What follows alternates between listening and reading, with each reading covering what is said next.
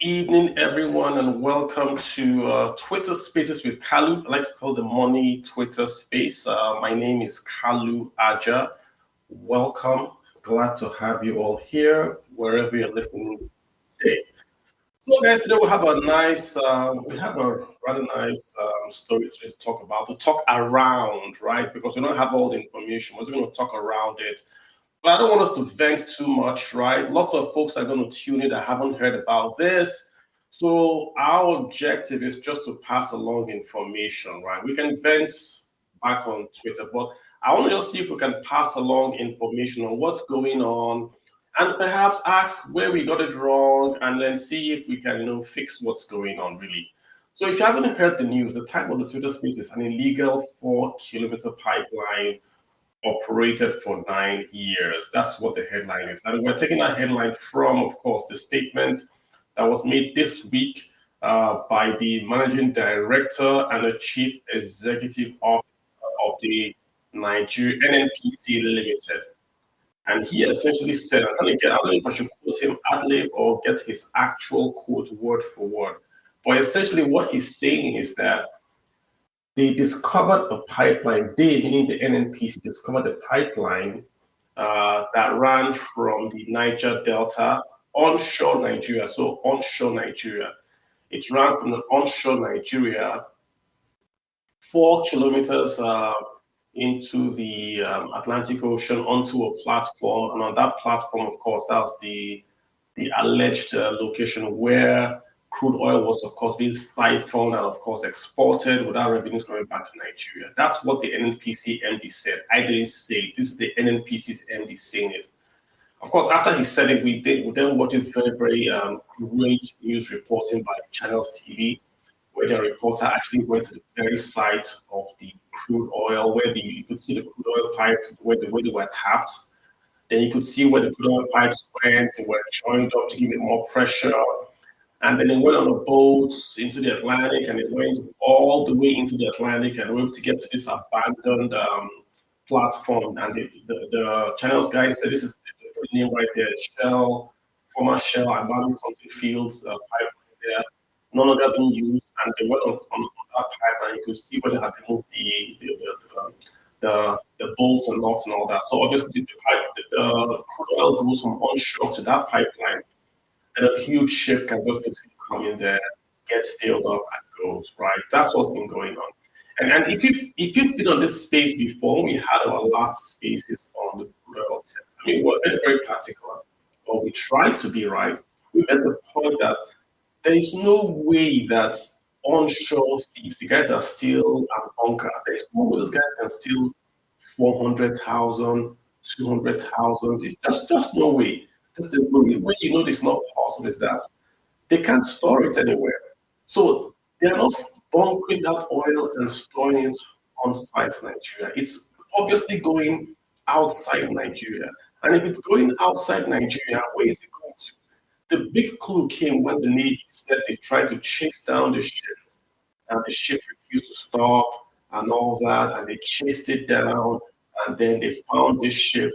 The ship ended up in Equatorial Guinea. It was an oil tanker, big oil tanker. So that begins to add up.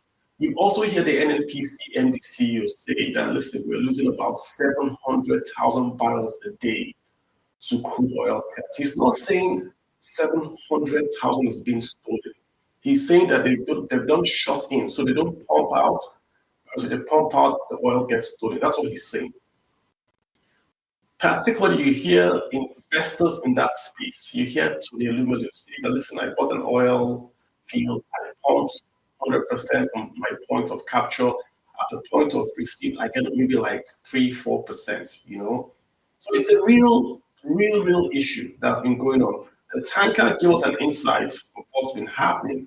And now we have a bigger insight into what's going on with this pipeline out in the sea.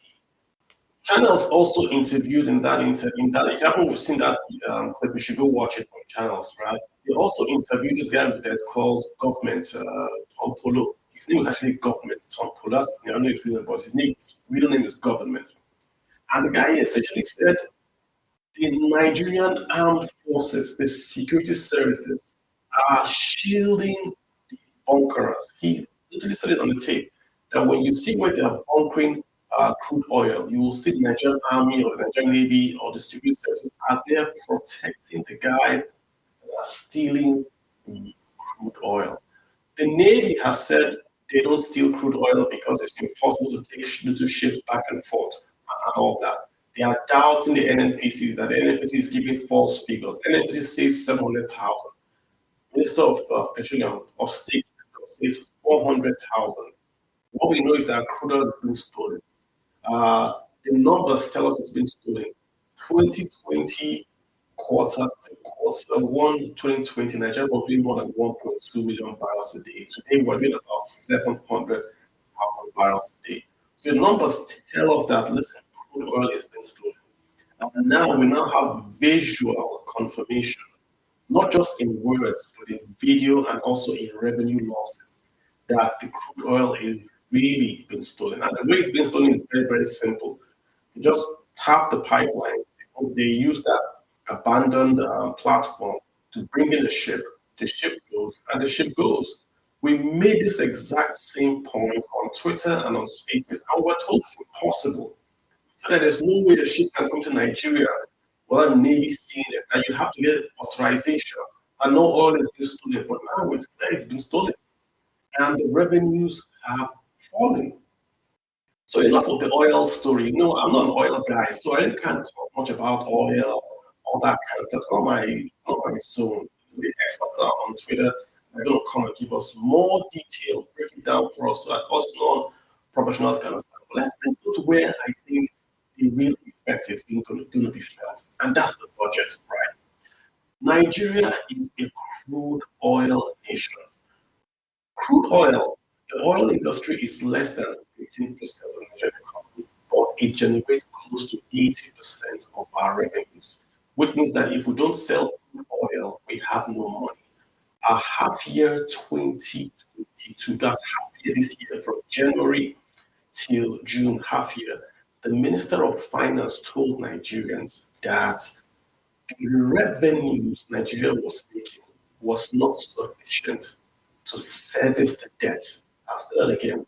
The revenues Nigeria, the largest economy in Africa, makes in 6 months was not enough to service the debt that Nigeria had generated up to that period. That just tells you that's not just a red flag. There's no economy. If you have a country that exports crude oil, that is the largest economy in Africa, unable to service its debt from its sales of crude oil, that's a big problem, guys. So understand what's going on. We are borrowing money to repay borrowed money. Forget about salaries. That's that. Who cares about salaries? Who cares about rules? We are borrowing money to repay borrowed money. The 2023 budget just came out. It was published. The president just submitted that 2023 budget. In that budget, the total revenues, listen carefully, the total revenues from crude oil, the total revenues from non-crude oil. So all the revenues Nigeria would make from crude oil, from cocoa, everything, all the revenues Nigeria would make is not sufficient to service the debt that Nigeria has taken on. I can repeat it many times for you to get it. The crude oil we're selling, plus the cocoa, plus the flutterwave taxes, plus all that, combine all the revenues Nigeria makes, it is not sufficient to service the debt that Nigeria has accumulated. That's a crazy thing to say, really. And if it wasn't believable, you couldn't even say that. I looked at that figure over and over and over. It's unbelievable. Why? Is the problem because we're not making revenues or because we're spending too much? You guys know the answer if you ask. The answer is we're spending too much, right? Because that budget, you see the same nonsense. The National Assembly is getting more money than the universal basic education. You see all this money for poor people in quote. We're spending nearly 500 billion for quote unquote poor people. Actually, you know where that money is going to go to. So that spending is still there. We are miles spending, we're not spending the money right.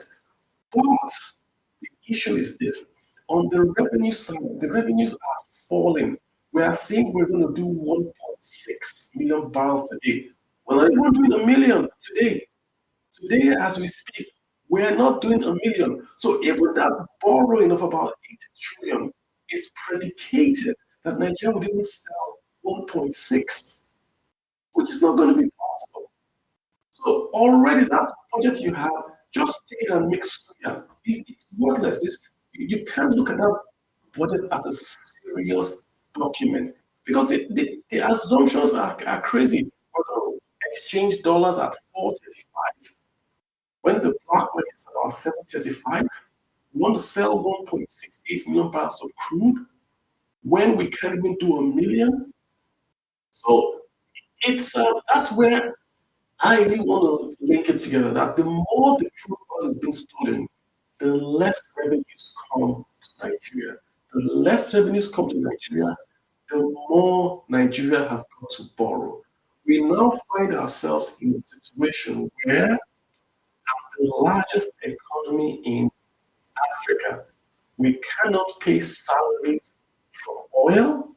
We cannot pay salaries if we add oil and non-oil.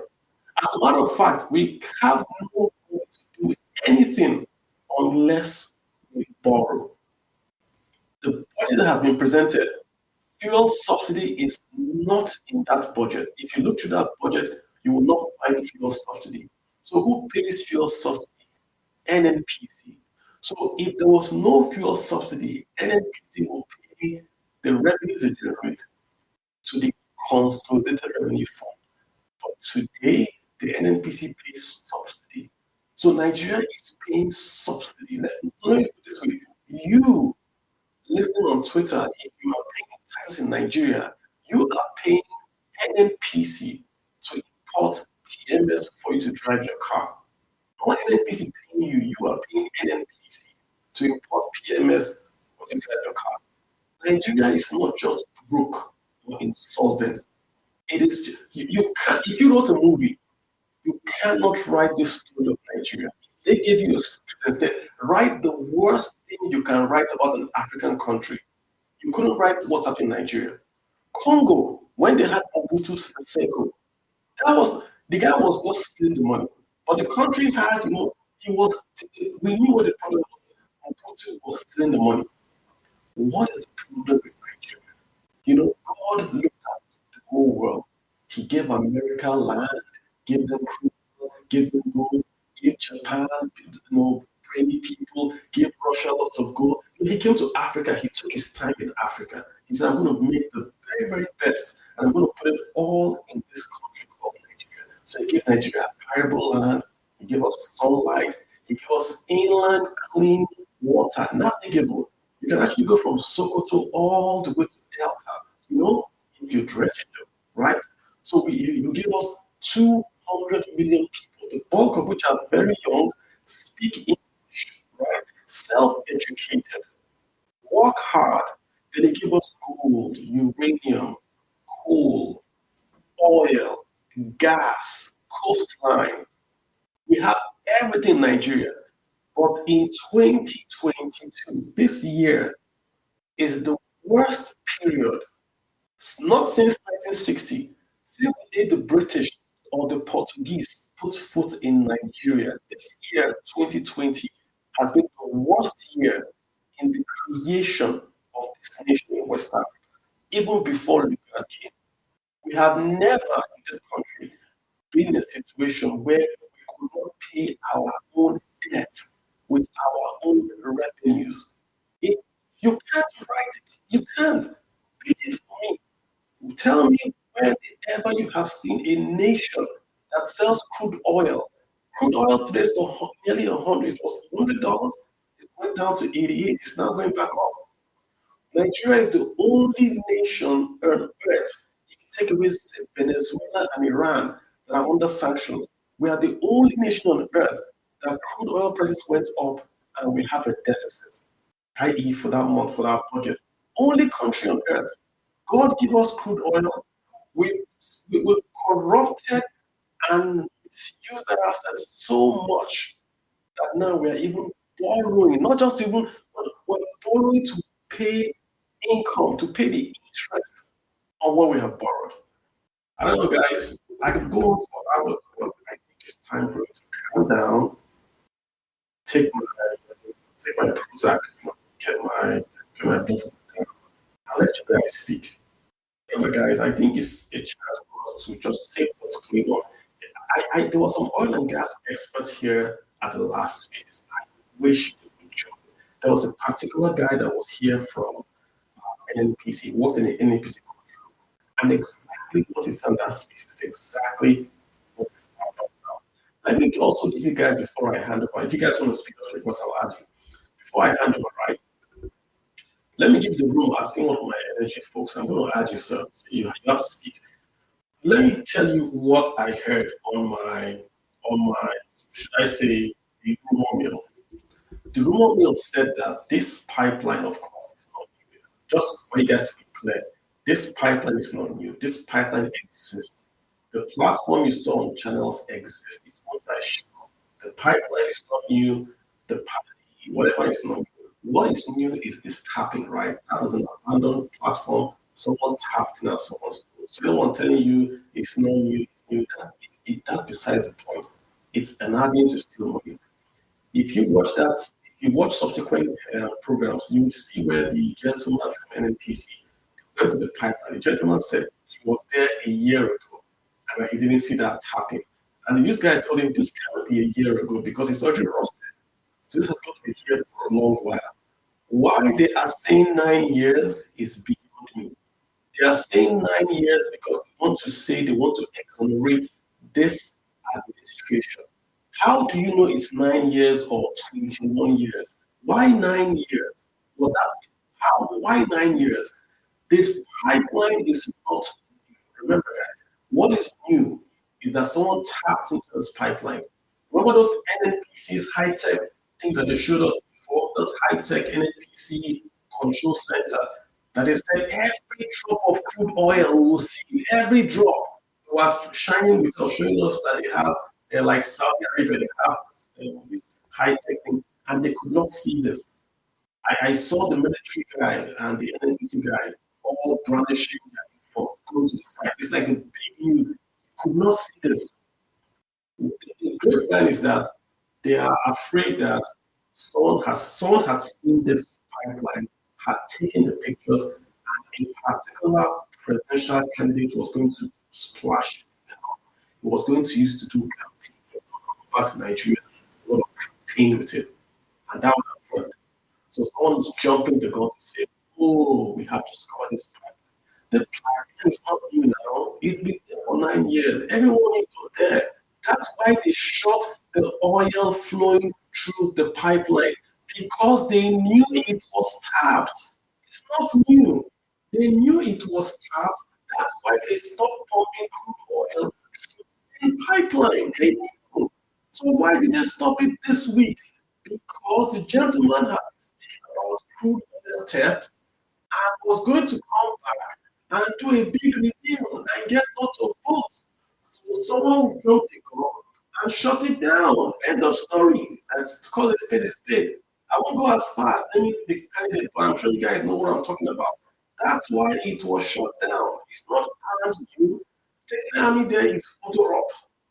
It's photo op. The guy on this spaces 2 weeks ago said the exact same, quoted it word for word. They pump water, those guys don't steal. They pump crude oil, those guys steal. All right, guys. I've got Chudi Agbo. Chudi, what's up? Go ahead, sir. What's happening? Hi, Callum. Hey, what's happening, man? Hi, I'm going to be very quick, and thank you for the space. Good evening, everybody. My submission is, if anybody needed any sort of confirmation to the fact that space capture is 101% complete in Nigeria, this is your confirmation. Yep. It is 101% complete. You can see for yourself that. I mean, you said it, Carlo, that we've never had it worse, but this year, since the inception of the entity called Nigeria, we've never had it worse. I am angry to the point that I'm numb. Yeah. I am angry to the point that, honestly, no part of my brain is moving anymore. But the sad reality is, what can we do? What can we do? How do we move away from where we are? Because honestly, I mean, to the point that there isn't any institution in Nigeria able to act on this information, and we're still we're still, pushing it about tables and TV stations. The president has no comment. The president is the minister of petroleum. This his budget, right, is based on borrowing. If he simply stopped the crude oil theft, he doesn't have to borrow. So that tells me, and I'm saying it openly, that this is a planned stealing. This is not. Let me pick my words very carefully. Someone told me this. I'm just going to say this and give other people, the space, because unfortunately, I just have to say thank you, because I've been following your page and everything that you have in terms of information, the data crunch. Honestly, it's just been opening a lot of people's eyes to what is happening. So I really thank you for your page and all that you're doing. The other thing I wanted to say just before I end is, people say it isn't about elections, and I tell them, sorry guys, wake up. It is about election, it is about leadership.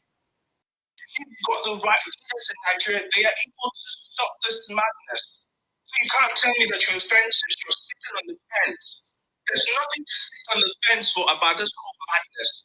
If you want Nigeria and Nigerians to survive, or you are attitude Nigerians, it's as point blank as that.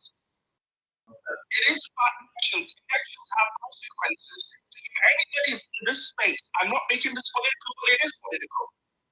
If anybody's in this space and you haven't been human, them lots, and I don't want to use foul terms, them lots saying that we're sitting on the fence, my choice doesn't matter. Well, I will tell you that your choice matters, because your choice has an influence on me. Whatever happens out of the choices you make has got an impact on me and generations to come. If you needed confirmation, sorry, Carlo. I think hear you. Let me get someone else here. I mean, just to be very clear, right? On Thursday, I was slightly depressed on Thursday. I think I was coming back home. On the personal level, I was kind of depressed, because I love Nigeria. So this post on Twitter saying all this, I love Nigeria, and I was just thinking about what's going on. This is not theft. This is not criminality. I was explain to you what it is, but this is not criminality. I was explain to you what it is. Let me get I've got here Queen Somto. Queen Somto, how are you doing today? Hey, I'm fine. Good evening. How are you? I'm fine, thank you very much. Please go ahead. Okay. Wow. It's been awesome. I've actually been following Mr. Carlo for over 3 years now. Yeah? I remember he's an expert when it comes to finance. But thank God for this opportunity that has also, made us to know some elites, people that are actually, opening our eyes to so many things. You see, when we're talking about oil and all that, we're talking about political economy. You can, no matter how much we try to shy away from politics, the political implication of this, it's not possible. Can you imagine what we're saying? This thing gets me mad. Like, what are they really actually? What do they think Nigerians for? We've been talking about it, raising our alarm, asking questions, and they take off your phone. Nobody's coming out to address it. And in their mind, it'll be like, you can run for all you care. What kind of irresponsible country is this? A lot is going on. People are discovering, and you feel you don't owe anybody any explanation.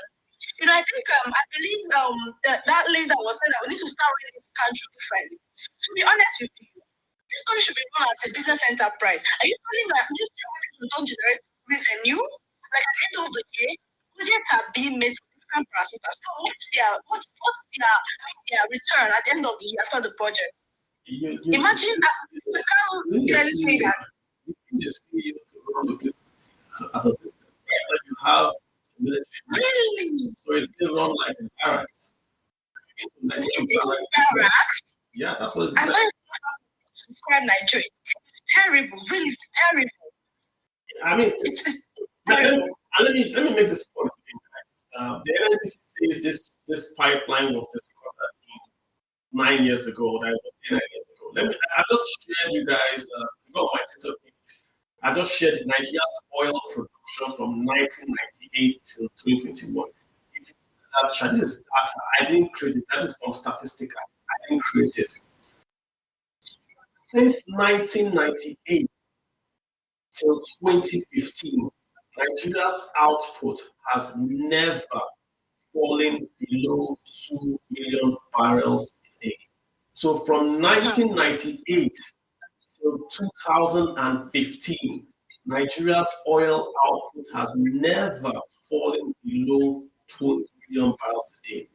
From 2016, immediately it dropped from 2016. From 2016 to date, Nigeria has not done above 2 million barrels a day.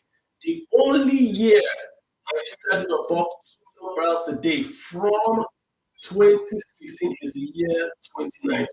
So what happened in 2019? Yes, what happened?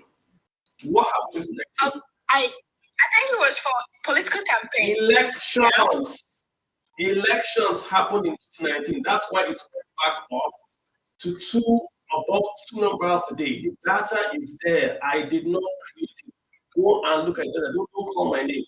From 1998 till 2015, Nigeria never went below 2 million barrels a day. From 2016, the data here is as at 2021. I have the 2022 data. Nigeria has not done above 2 million barrels. This is even as oil prices has skyrocketing. Oil book actually. Because I know before 2015, it's been sold within $50 or so, and recently because of Ukraine and Russia or whatsoever, oil is ranging between $90 to $110. I don't know how we're making this country. You know how much we're making every day, every single day. How much we're making, and we are broke like senseless people. Really, any reasonable person will be very mad. What is going on in Nigeria? How many people do we have? My question is, sorry to call them, this is the guy that are going to contest. What do you think? What do you think they're going to come and meet? Do you want to send them? Breathe out. Breathe out. Exhale. Exhale. Exhale. We're talking about and the president and do what exactly? Something that is I'm going to let someone else speak. Thank you so much. Really, just relax. I know. Just relax. It's going to be fine. Nigeria is going to be fine. Let me get a PI. I want to choose. I'm okay. I do. Honestly, I think it's more of like a generational thing now. You know, the next steps of our children soon enough, and then the whole complaints will come again. Oh, this person stole this one is doing this one. It's more like a generational thing that you have to complain. We are training or bringing ourselves for that complaint, and no actions. I think I'm happy for the way these elections have been panning out. As a first instance, we have become more political conscious, and then we have begun to realize that our decisions do have impact on our daily lives. Sure. However, what I'm more concerned about is how can we drive this consciousness further? How can we utilize the power that truly lies with the people? Because these people, in the real sense of things, are supposed to serve the citizens. They are actually servants who are wielding a position to answer to the collective. So how can we, as the collective now, control these individuals? Because enough is enough. You will bring another data again that is only another asset that you have not seen. It's normal. David failed to publish another. We all know. It's normal. But what can we do? Enough of it in place. Should we put bullets in their heads? Take that back. All right, so let's take PI off, right? So we cannot advocate for violence in any way. Guys, don't do that, especially on my space, please. I told you I was depressed on Thursday. I was. We cannot advocate for violence. We have an election in February. What we should do is to go out and vote. The reason why this is happening with impunity is because they know that you will not vote. They know that if they give you money, you vote for your tribe or for your religion. That's why the Minister of Petroleum, who is the President of the Federal Republic of Nigeria, will not even make a comment. There has been no official comment on this. The only comment we've had on this officially has been from the Nigerian National Petroleum Chairman. That's the only official thing. No spokesman has spoken. Nobody from the sector has spoken. This is a pipeline that is taking away revenues. You just announced a budget the same day to borrow. Meanwhile, you have revenues being stolen. Like I said, this is not stealing, guys. What is happening is that somebody is creating a sovereign wealth fund for when he's out of office. That's what this is. This has nothing to do with crude oil tax. This is not people buying a house in Dubai. This is someone creating a sovereign wealth fund when they leave office. Carissa, you are interrupting when someone was speaking. Carissa Diva, go ahead, sir. You got the mic. Carissa, was it Gracia? Gracia Diva going once. Good evening. How you doing? Please speak up, sir. So okay, yes. Good evening, Mr. Carlo. How you doing? My question, I don't have much to say about this. My question is, are we going to go responsible at this issue? Are we going to go responsible? Minister of Petroleum or NNPC fund? Because the upper has security around them. And I know they have security. Then, if they have security around them, I think I lost you, sir. I think I lost you. Sorry, sir. Go ahead. Hello. Okay. Why is it that the security didn't take charge of the sea? Why? Because the security are complicit. There is no way you can steal. Did you watch the video? Did you watch the video? Yes. Okay. That platform. That platform is you can't touch that platform without the Navy stopping you. So you have got to sail into Nigeria's territorial waters, then park your ship. So you will park the ship. Your ship will be stationary for an hour or 3 days, and then you will load.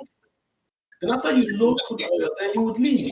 Also on land, the guys that are putting that oil will have to send the oil through that pipeline to you. There is no way you can do this without the connivance, the active and premeditated connivance of the Nigerian security services. The Navy is complicit. The Army is complicit. The DSS, those guys that can go and kidnap folks across the world and bring them back to Nigeria are complicit. You can't stop this. This is revenue. Where's the EFCC? What other issue is bigger than this? Allow me to say that even the Senate, the House of Rep, and the President, the Minister of Petroleum, they are all aware of this thing. Of course they are aware of it. There's no hiding it now. And their hand is in it. I said, sir, it's not purposely milking Nigeria of their sovereign wealth. I agree with you. It for their children outside the country. It's not for their children, sir. See, when you see that children, it's like they're still wanting to buy a house in Dubai. This is much deeper than that. And even the Muslims with Nigerian youth to tie in, I don't understand it. I don't understand. And some of our young people are still fasting for some of these parties. Saying the truth. One man found out to review a secret going on into the country. That means for a very long time now. In fact, I don't know what to say, my brother. I hear you. I don't know what to say. Thanks for coming on the scene.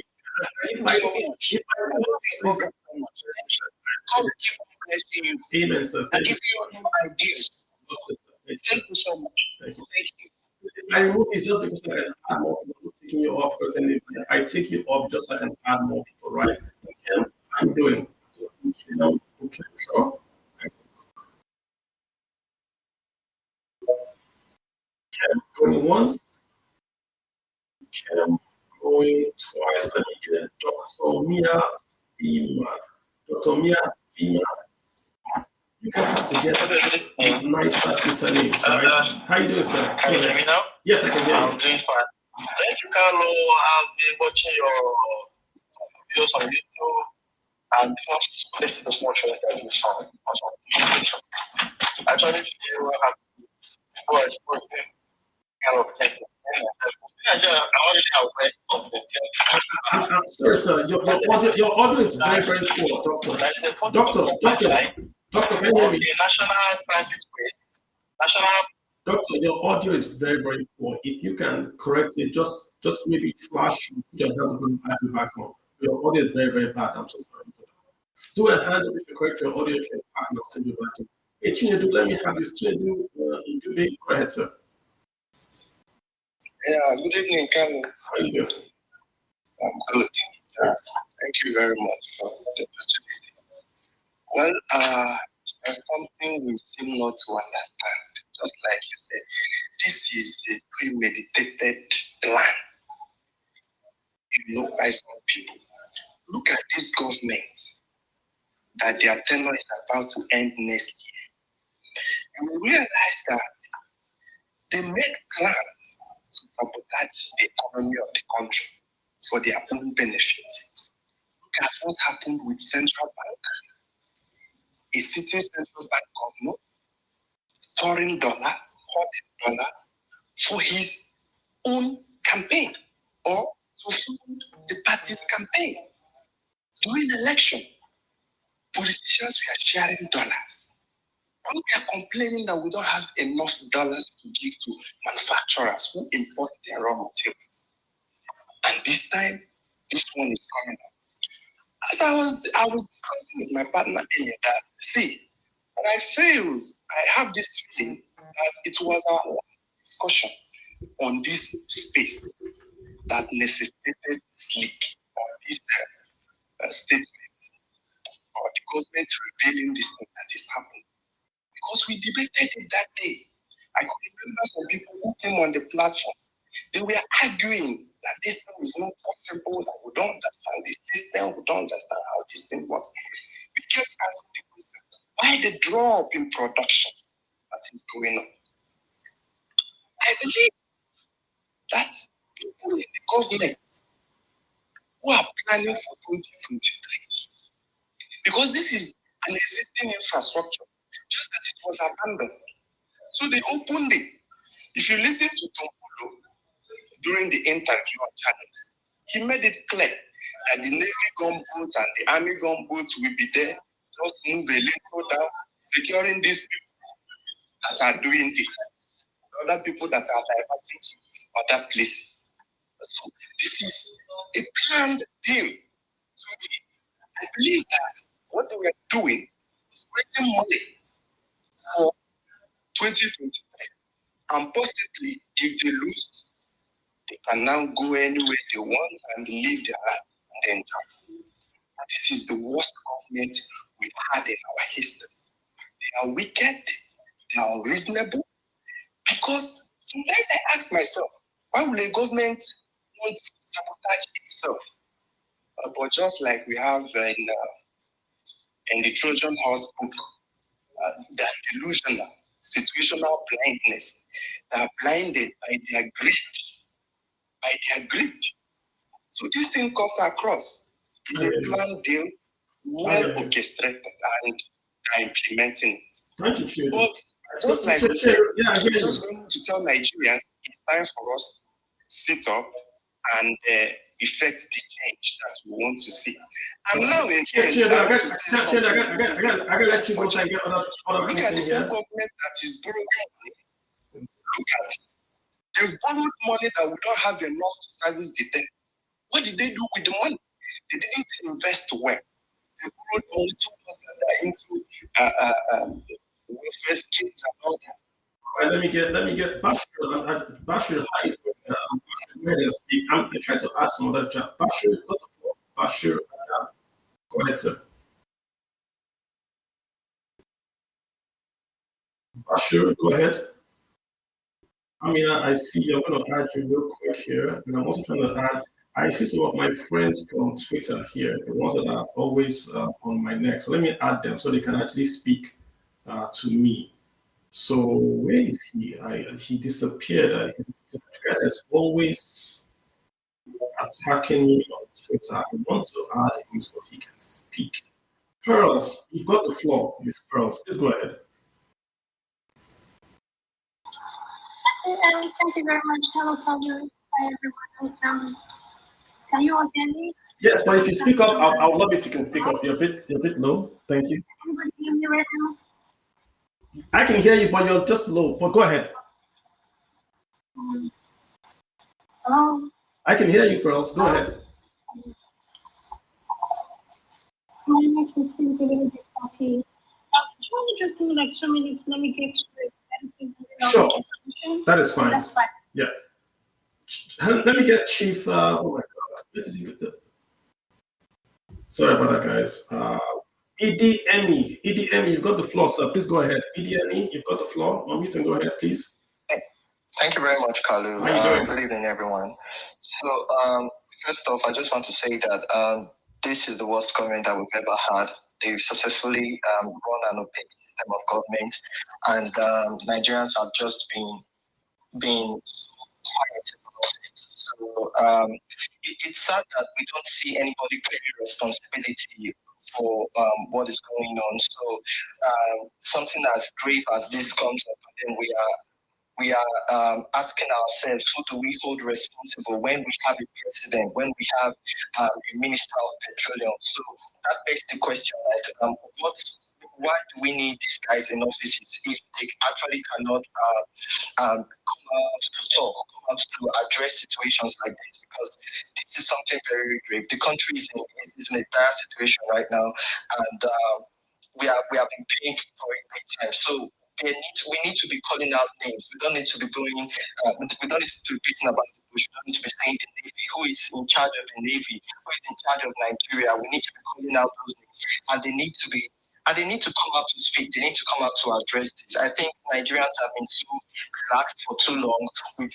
We are waiting for 2023 elections to come. There are no certainties. What if Nigeria crashes before the 2023 elections? So we're in a deep trouble, and we need to start calling out names. That is all I have to say. It's sad though that we don't really have the numbers. Kalu, you are doing so much by passing the information, by making us understand, taking us in depth on what is going on. And I wish we can actually take this to more people. And I wish there would be a massive protest in Nigeria calling for those in offices to come and talk, because this is a great situation, and it's not something that we should just allow to slide. They mentioned that. Yeah. Go ahead. I mean, we're calling out the president, call out the secret services, even the EFCC, even the DSS. We've called them out. I don't have to call them out. Their particular names. Everyone in charge of security is on the watch. This is happening. The president is a minister of this on the watch. But the biggest call out has got to go to the population of Nigeria. Nigerians are too docile. Exactly. We are too docile. I'm not asking to go and burn tire, but we are too docile. Nobody's asking questions. Just ask a question. Just tweet it. You say Twitter does not work. Twitter works. It works. I get a lot of DMs. People listen. They call. They say, you said this is the call. It works. But when you keep quiet, they think it does not work. If it does not work, they try to ban them or regulate social media. Has anyone tried to regulate other tree meetings? They don't care about beer polo meetings. They care about social media. Nigerians are just too docile. Let me ask caller. I got caller Craig. Caller Craig, how are you doing, sir? You got the mic. Go for it. I see you on Twitter. Now you have me on real life. Go ahead and talk. Yeah, I do. How are you doing? I'm fine. All right. I am going to sleep with that, and I do hope we're not sort of like intended to live in an echo chamber. For starters, I want people to understand that as a public policy, I really do not dwell on personality. And because of that, I am usually very much riled up every time I'm on social media and I see personality-driven issues. I mean, you can attest to that, Mr. Carlo, that sometimes when I sort of like feel that maybe you are sort of alluding to a persona, I usually bring the case and like, no, this is actually not right. So with that being said, I'm going to point to one of your statements where you said this pipeline, they say, has been there for 9 years. And then at the point you said, oh, you quoted the data that says that states that we've been having consistent 2 million barrels and above between 1998 and 2016.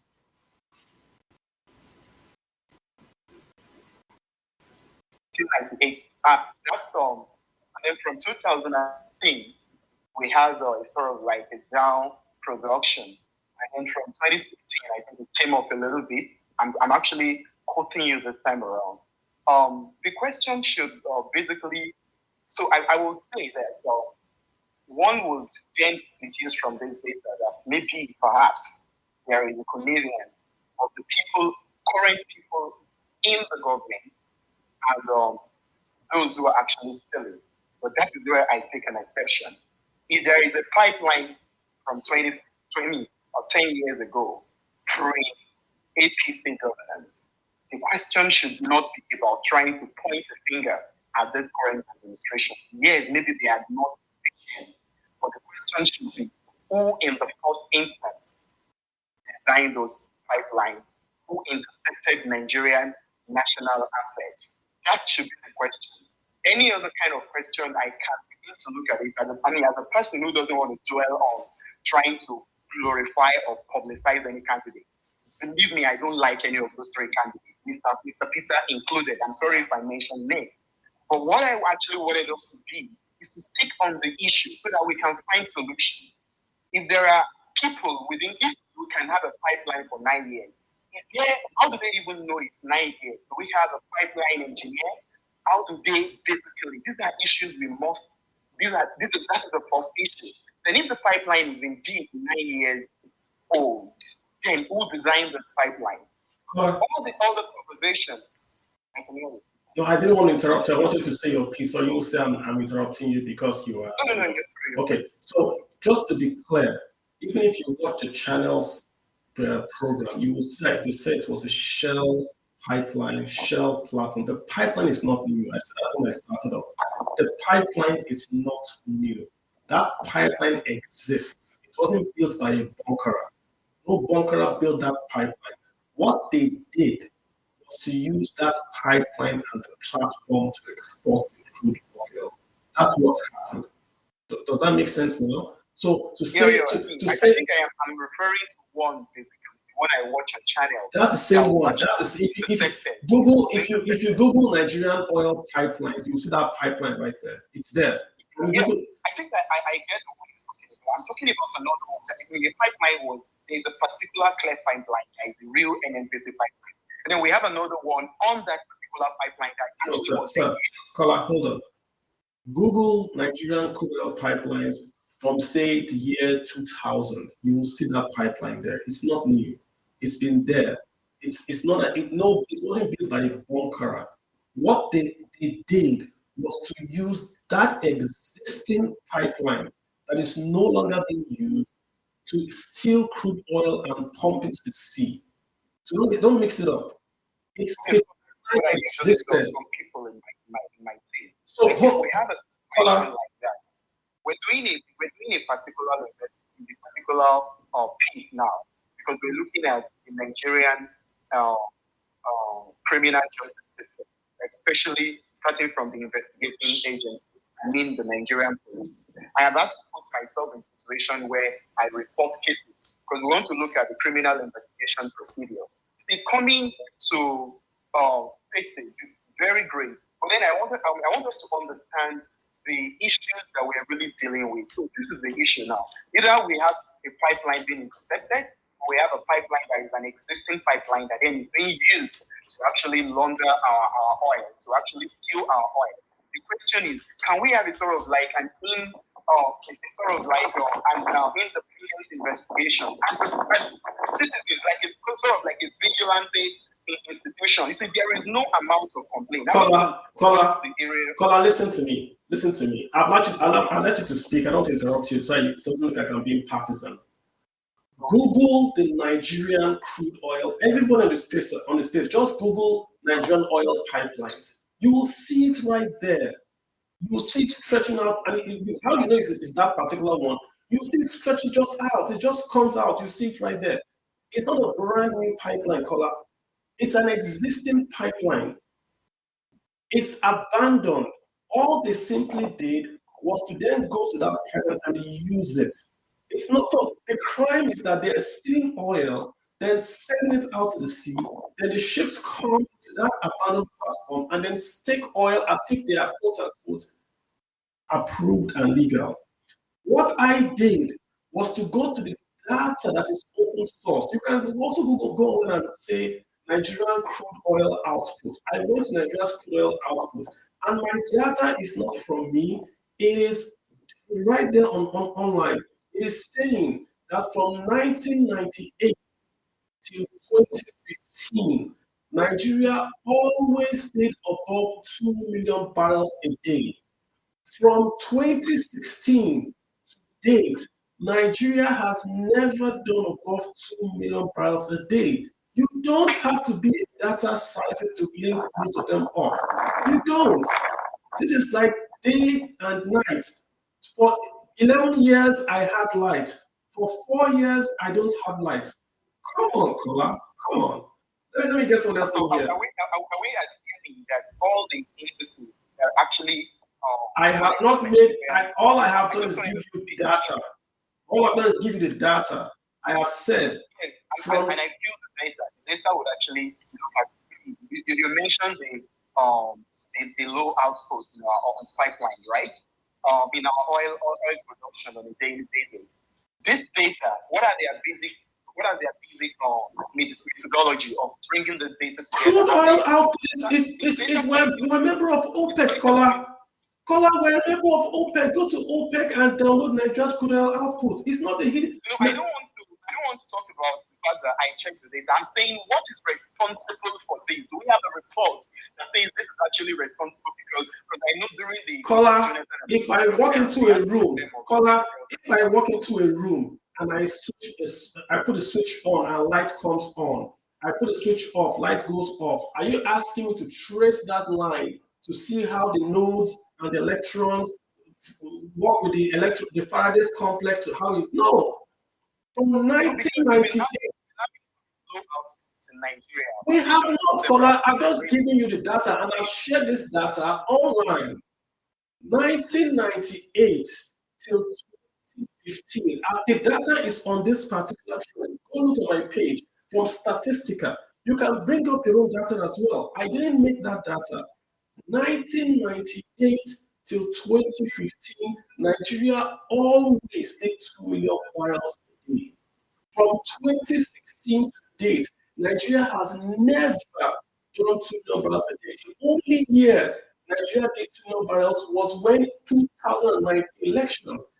That is incontrovertible data. It is data, fact. I'm not disproving this data. Don't get me wrong. I am simply saying I'm using the reason for those data. I don't know why, because I gotta move on, bro. I gotta move on. Let me get Ofor 2000. Ofor 2000. How are you doing, sir? Mr. J4, you gotta speak. J4, I'm waiting for you, sir. J4, maybe he's busy. I want you to speak, sir. Please. No. Okay. Sorry, please.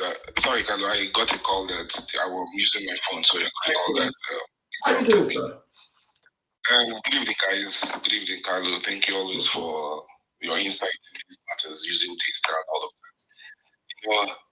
I want to say something. I will say something, then I will just keep mute and wait for some other input so that we can take this in the right direction.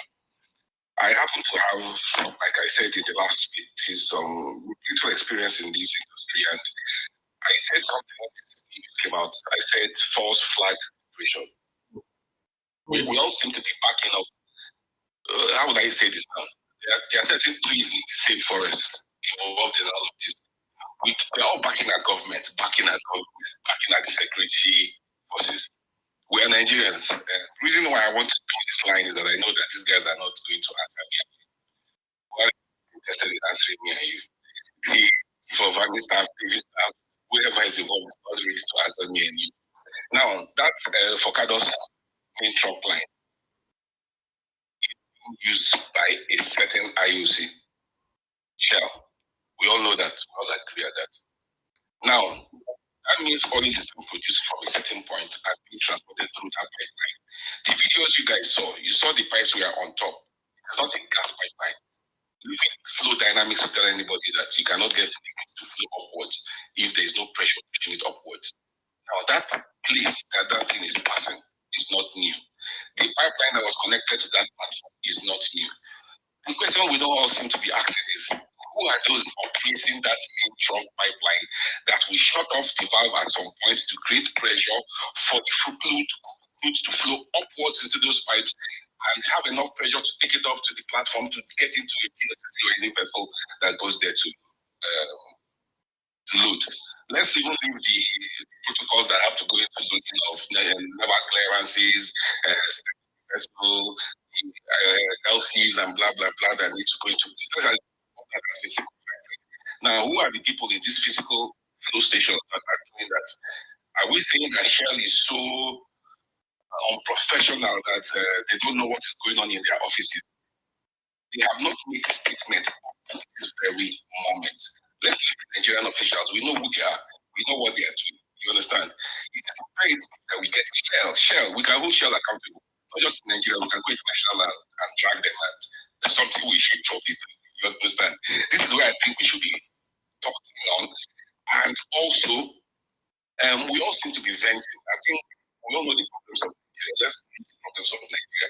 We should be talking things that will bring up solutions. There are some gentlemen on the spaces the last time that tried to contradict what I said about how these operations were happening and all of that.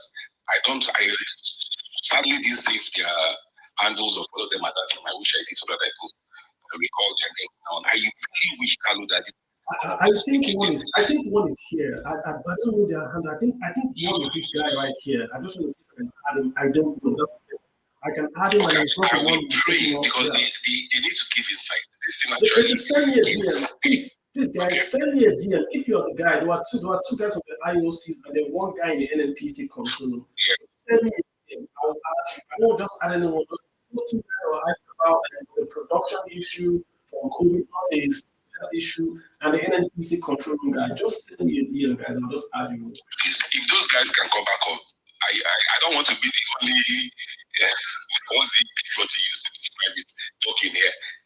I wanted to be quiet. I've been honest, but I wanted to be quiet, hoping that they will come on and have something to say before we really trash these issues. And I'm impressed that even not being an oil person, you can grab something. You said something that the end game. People tend to think this is commercial. This is not economical. What is going on is not economical. I'm deep in this enough to know that. You understand? Let me not use those words. If you all know the intent of what is going on, Nigerians will come in front of central bank. Yeah. And let me take my own share of dollars I'm being very careful not to say some things because people that tell me I don't want to say it. But this is has nothing to do with people. Absolutely nothing. So guys, what is going on? I said to make the subsidy frauds under Jonathan look like kids. I was there to buy car in Dubai. This is not stealing. No.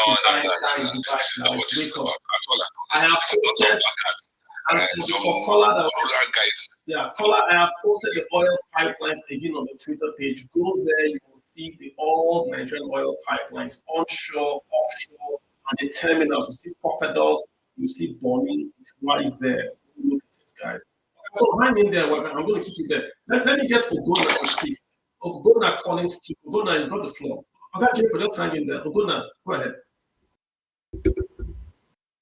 Ogona, going once, please open your hand is off. Just on mute. So I think you're muted. Just on mute and speak. Guys, I'm going to add you real quick. Yeah, Ogona, go ahead. Yeah, good evening, Mr. Carlo. Good evening, ladies and gentlemen, on this very space. J4, I really thank you very much. I'm happy from your input.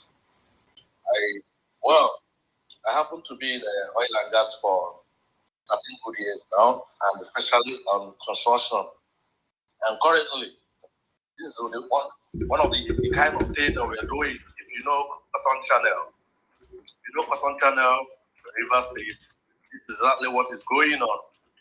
And one of the pipeline we're doing now is also to divert from this kind of thing. But to be honest with you, like I just love what J4 just said and the question that he asked.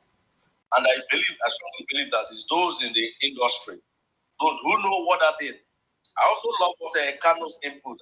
I even thought that he's an engineer, or he works in oil and gas.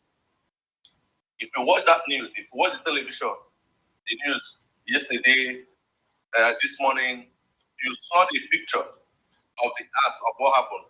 It wasn't done by JJC. It wasn't done by those bunkers. No, these are confirmed tea planted on a existing pipeline. Pick it up with a non-return valve, then and take it off. So it is a professional work done. Now, if I am to go deep, go down in discussion of what is happening in oil and gas and in Nigeria and this politics, it might really affect so many people. I'm so sorry from the way Mr. Kola talk, as if maybe there are these people or there are this kind of people, or among these people that are here, none of them are okay, or what? Like somebody really rightly said, these people actually hate us. But let me not talk more about politics. Let me say something about this and the solution.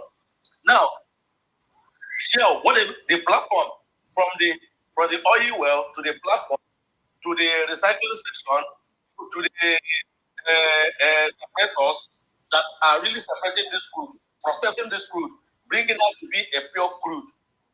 The whole company is aware of it. This step. The whole security is aware of it. Both the CLOs are all aware of it. Many of them are getting peanuts. They're keeping quiet because they're getting peanuts. Many of them are getting the hood. They're keeping quiet because they're getting hood. So both the government, both the company.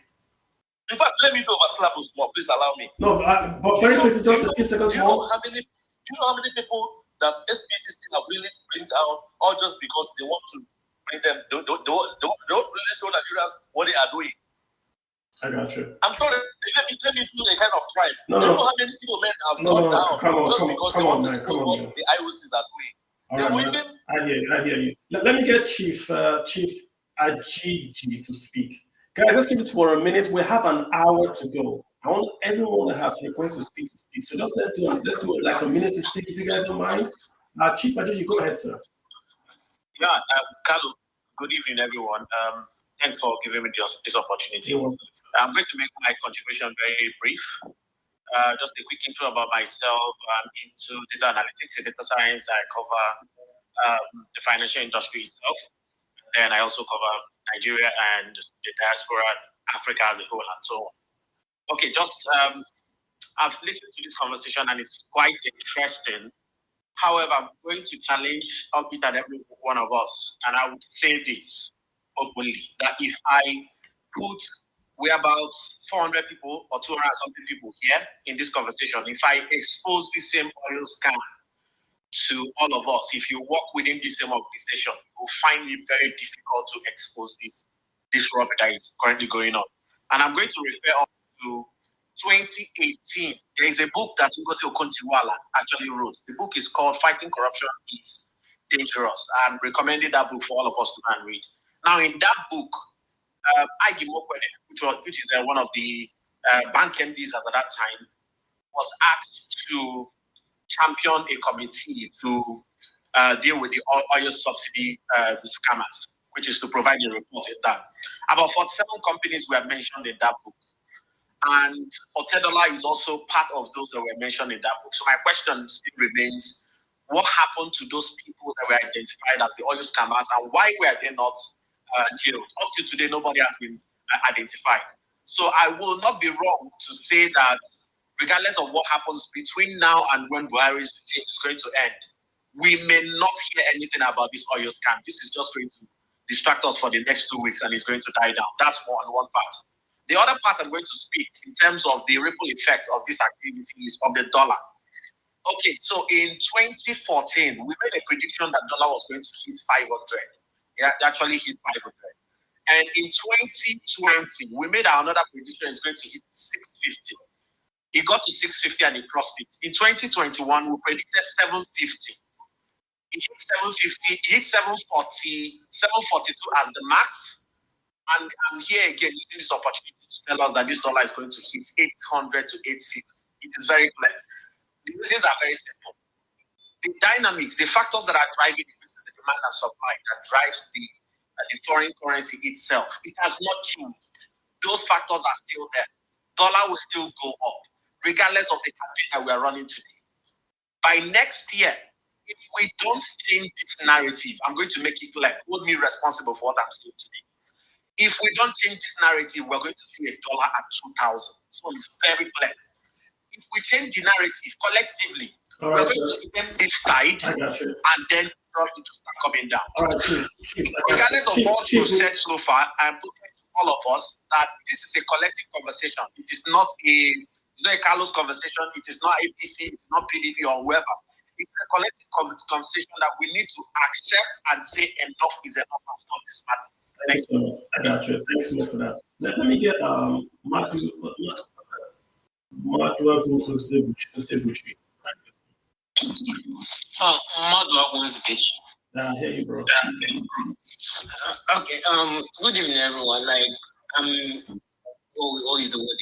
I'm bewildered from everything I'm hearing, especially the fact that you guys say that this is pretty much more to the extent of the skill that is going on. Well, I just wanted to talk on what one of the speakers was saying about how we should hold these people accountable.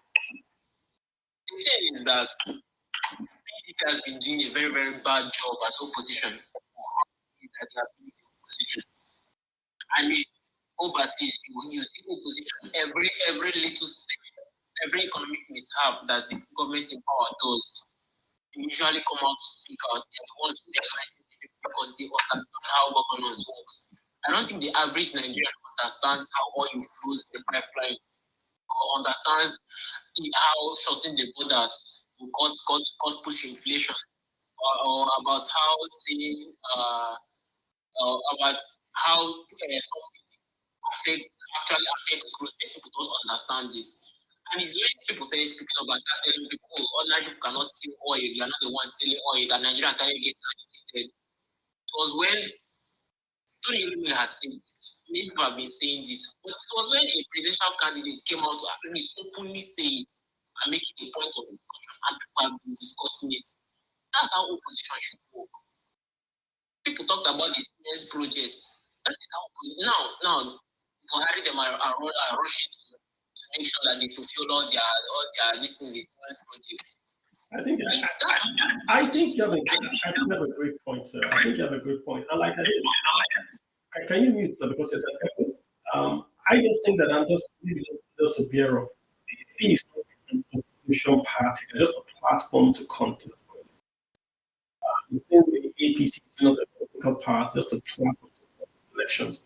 There is no alternative economic plan presented by the opposition party for about 8 years. The PDP had no plan to say APC is going to do this, we're going to do this. Even as to take ASU strikes, did you hear PDP bring any plan or any other alternative to what the APC is doing? Nothing. The budget is out. Has PDP issued any statement? Has the Atiku Abubakar or the Peter Obi issued any statement on the budget for government want to change, especially Peter Obi, and let me go there because I know there are. If you, the Bible says, when you want to go into a house, you tie the strong man up, right? He is the one that is going to Harvard and Oxford. He should be the one bringing out his own alternative budget before anybody else. He should be the one holding this government's feet to fire on these issues of quote unquote quantitative and qualitative analysis because much is expected from him. So he should deliver more. Let me just move on. Thank you for that. Let me just move on so I can get others to come in here. Let me Udo Jackson. Udo Jackson, how are you doing? Carlo, good evening. Good evening, sir. How are you today? Good.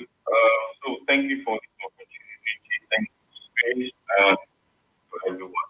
So in July, remember the Chevron CEO said this whole thing is organized, right? Yeah, it did. So if it's organized, it means that a whole lot of people are from top to bottom. Clear and apparent.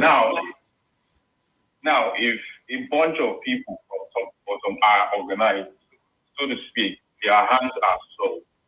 Don't think that or don't expect anybody to come out and open. It's not going to happen. It won't.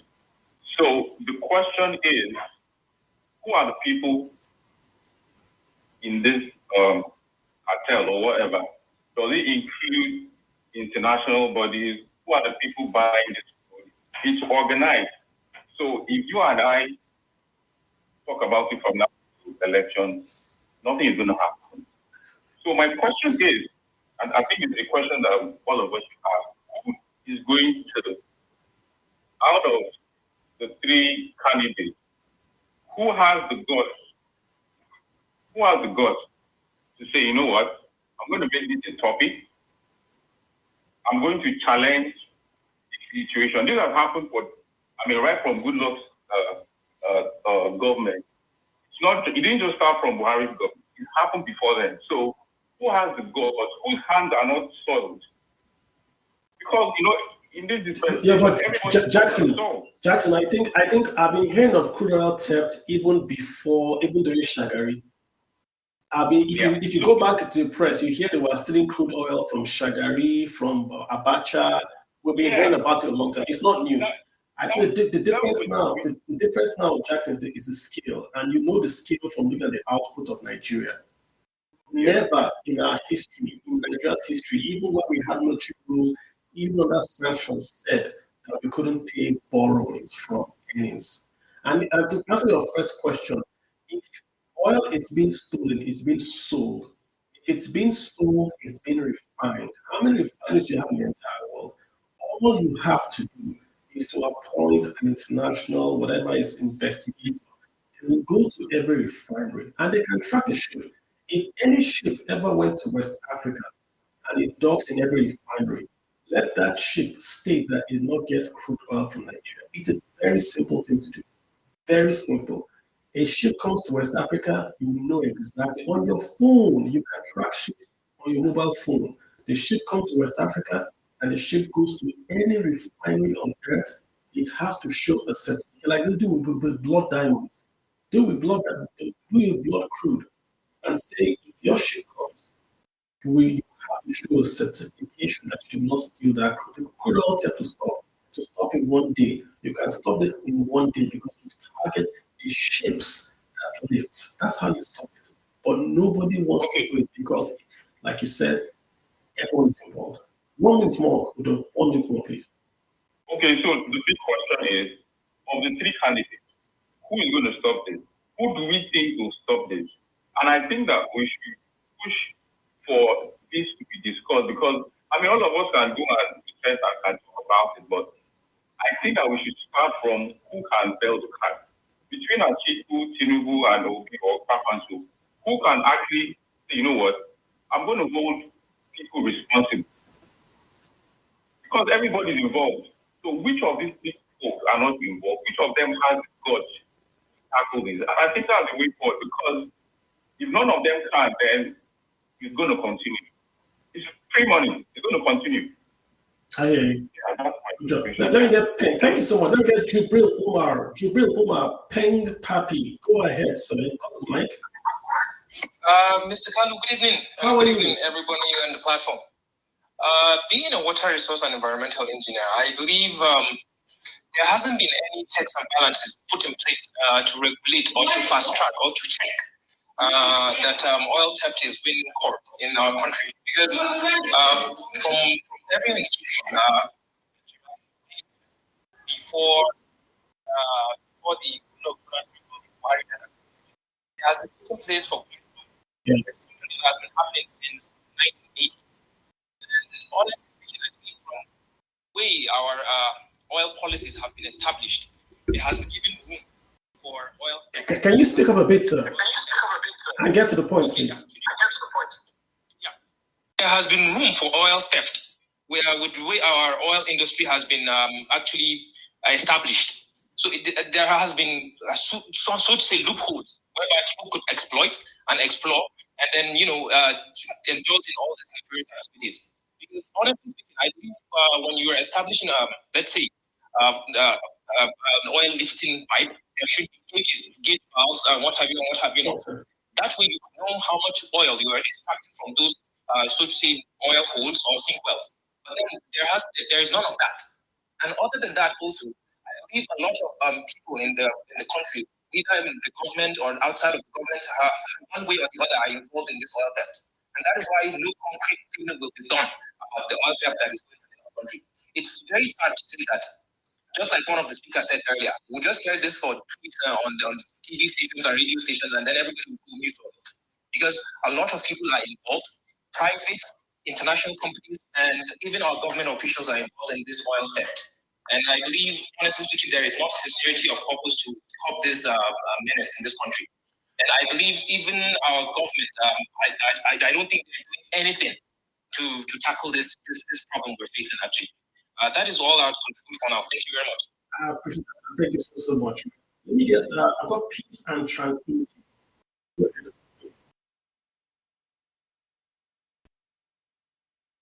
Peace and tranquility, you've got the floor. Already, I'm going to go to Okubemi IE.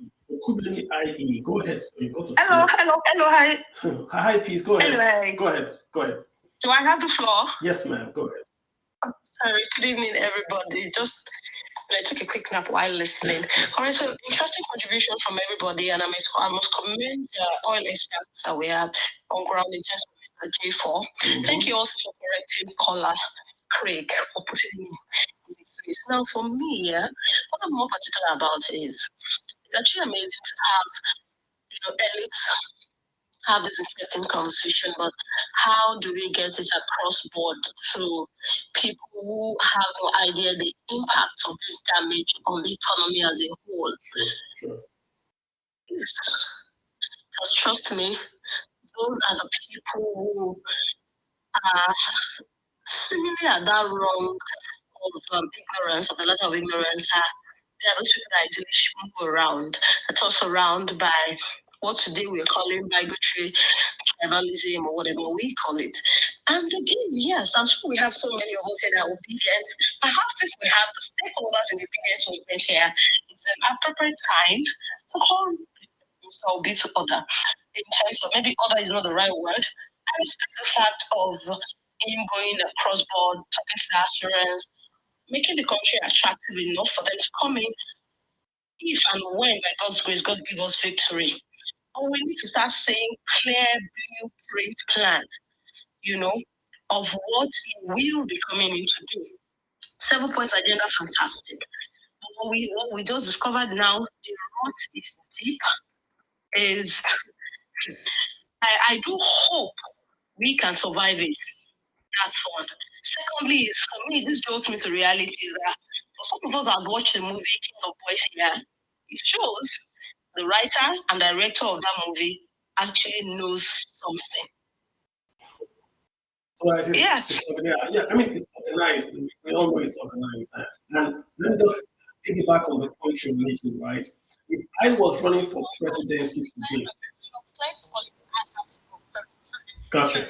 Let me just follow up really quick on your point. If I was a presidential candidate, I would talk about nothing else than crude oil theft from now till February. I would link crude oil theft to poverty in health, poverty in education, why students are not in school, why the police do not have guns to fight bandits. I would link that pipeline to every policy I will talk about from today to February. That's if I was running for office. If I was running for office. Rhonda, you've got the floor. Rhonda Odigo. Yes, thank you so much, Kalu, for giving me the mic.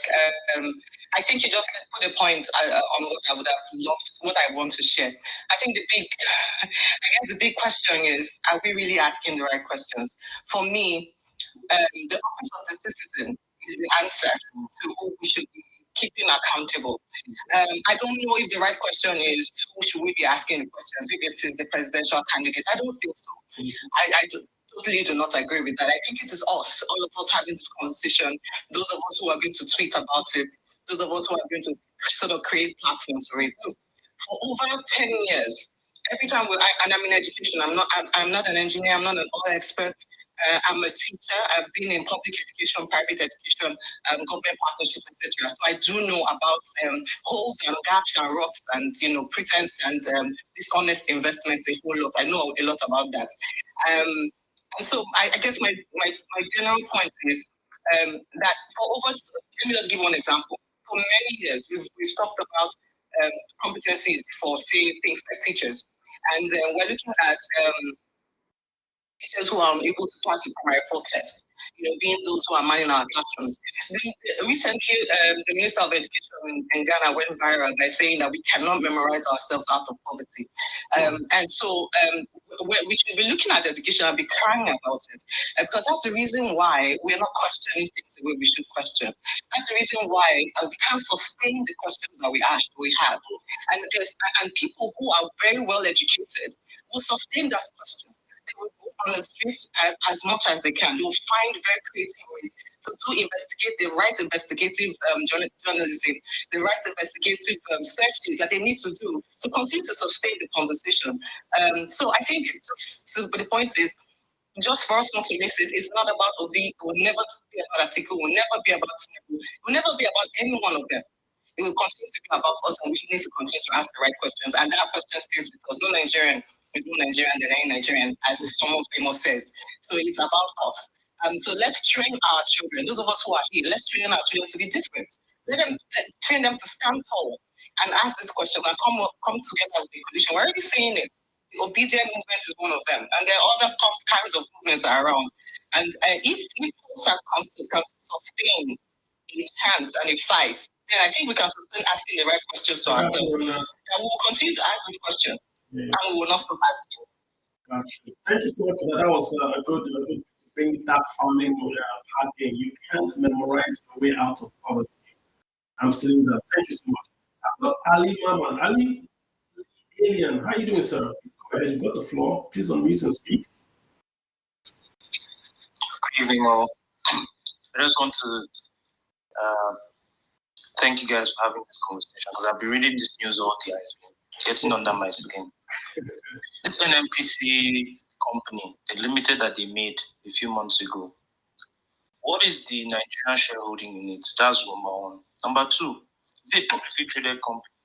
I want to see the board. That's number two. Number three, they just announced a few weeks ago that they made 600 and something billion after they did not give federal government zero. Federal government zero in 6 months, went private, and now they are making 617 billion. So I want to know what is Nigeria's stake in the company, so that this space is recorded, right? Yeah, good question. Let me just answer real quick for you, right? So NNPC was known as the Nigerian National Petroleum Corporation. It's now the NNPC Limited. But they had hold on. Majority Nigerian government shares in it. I'm answering you, sir. So it's now known as an NNPC Limited, which means the shares are limited, right? So it's owned by the Nigerian Federation.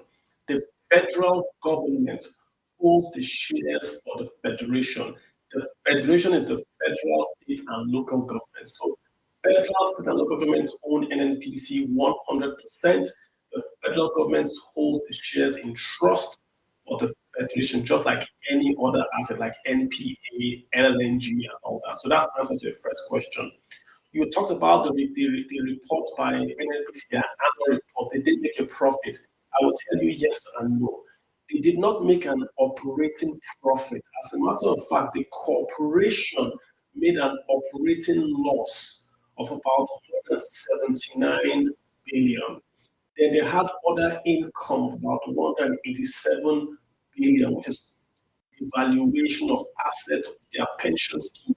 So when you bring in their pension scheme revaluation, then that loss is reduced and they now made a profit of 8 billion.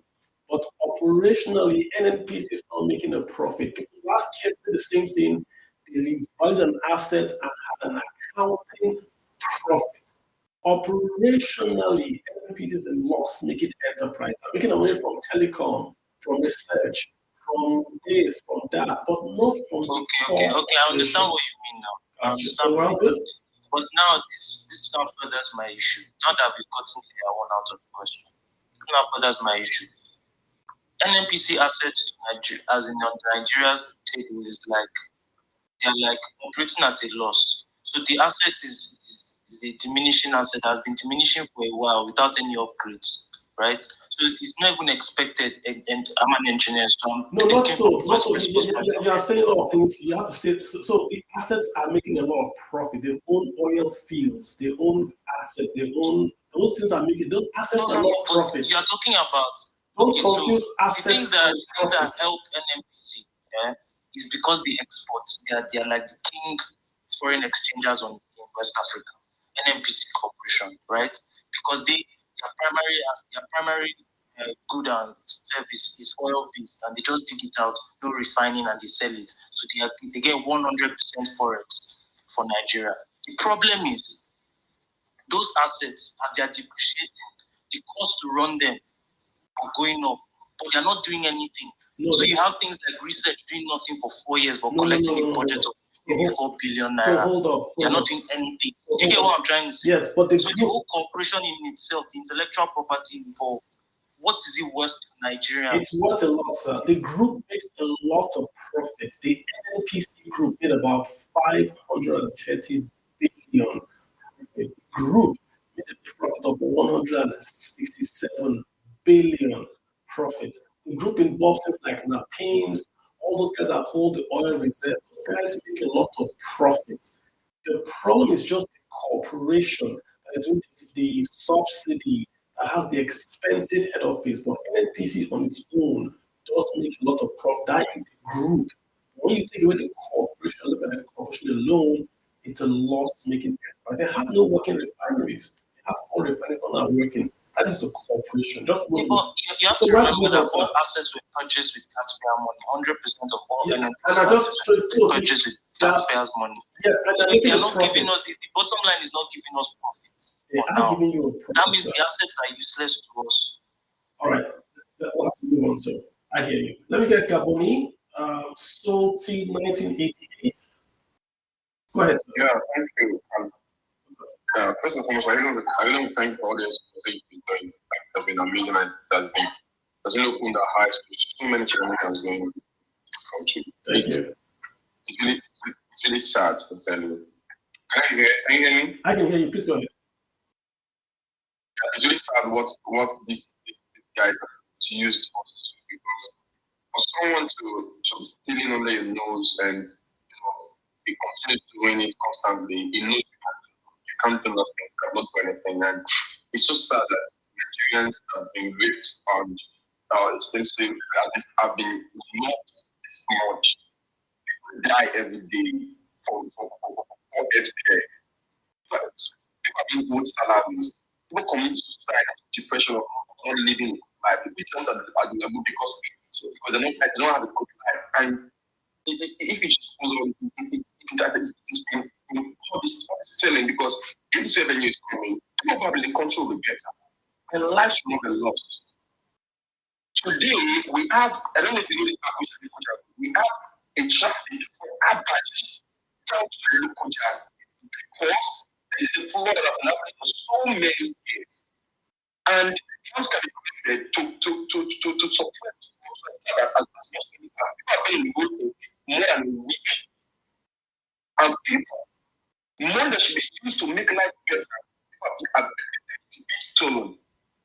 I'm happy this piece is being recorded. After this piece, I'm going to go and use another my phone on live feed and play it so that people that are not on Twitter will hear what is happening in this country.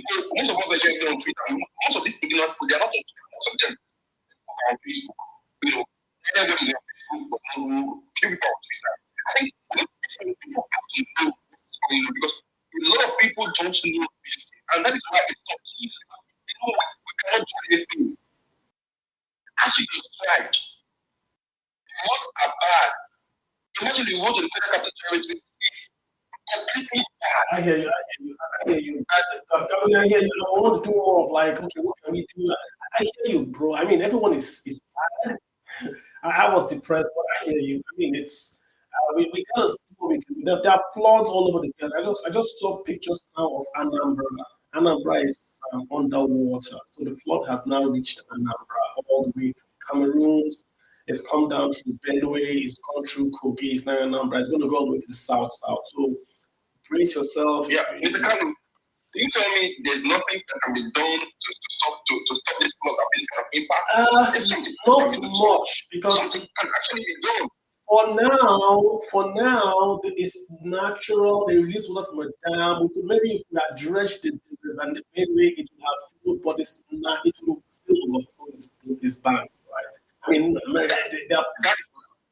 it's for now. There's not a lot to have done really for now. I hear you, but it's just sad. I mean, Anambra underwater, not all of it, but a huge chunk. And what I mean underwater, I mean you are seeing the roofs. You are seeing the roof of the house, not like help those people. It's even worse in Kogi State. It's worse in Lokuta. Oh my God! My heart goes out to those people. The GDP for this year is gone. The GDP for this year is gone. The food is gone. If you have money, I've told you, if you have money, go and buy a bag of rice and just keep it. Food is gone. It's gone. So sorry, guys. Let me get Okabe in here. Okabe E. Mr. Jacob, do you want to add anything? Yeah. So Jacob, real quick, I'll come and just want to check out Jacob. Go for it. Okay. Yeah, sorry, okay. Just a quick one. I wanted to do something. I wanted to drop some thoughts before I left.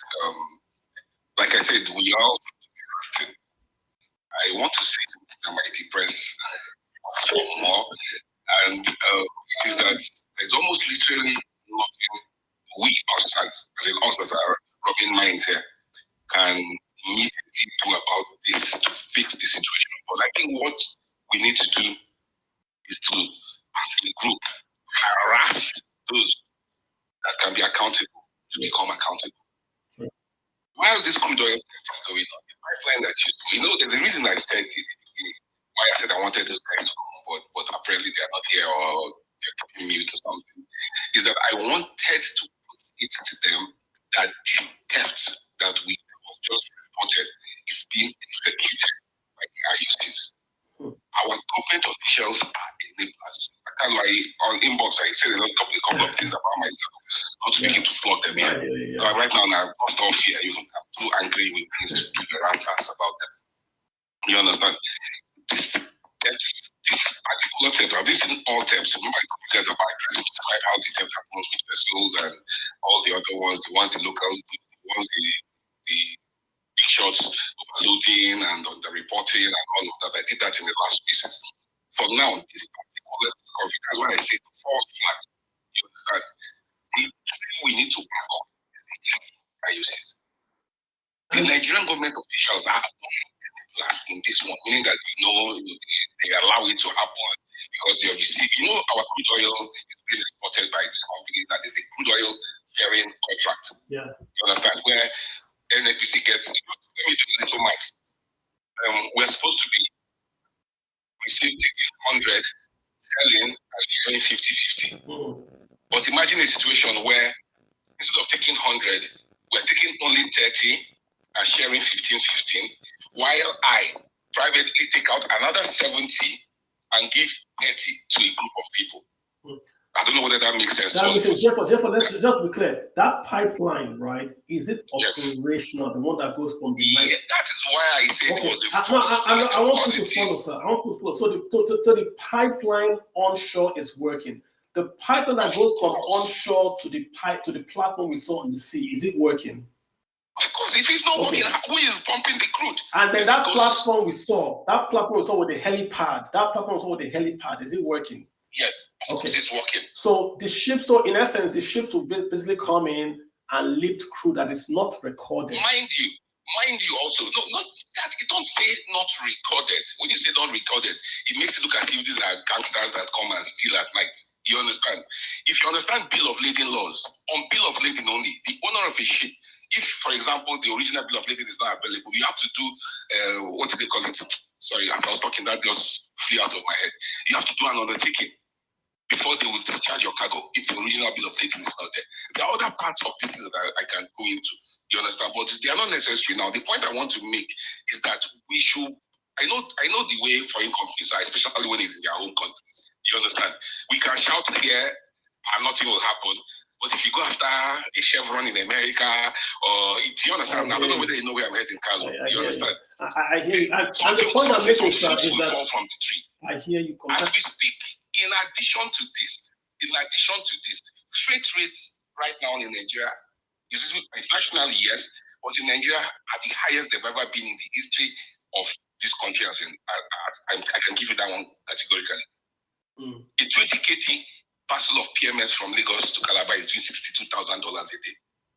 Today, Carlo. The highest it ever was in 2011, early 2012, where it hit like say $38,000 for some reasons I can explain later. And then dollar was doing what, 100 and something. Now dollar is doing 700 and something, and someone is still paying $62,000 a day for freight cargo from Lagos to Calabar, Port Harcourt, and to different areas.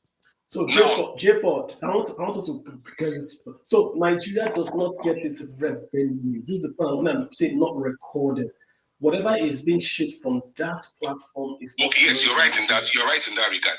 So oil is being exported from Nigeria, but revenues are not flowing back to Nigeria. Exactly. And this is being done by on a platform owned by Shell.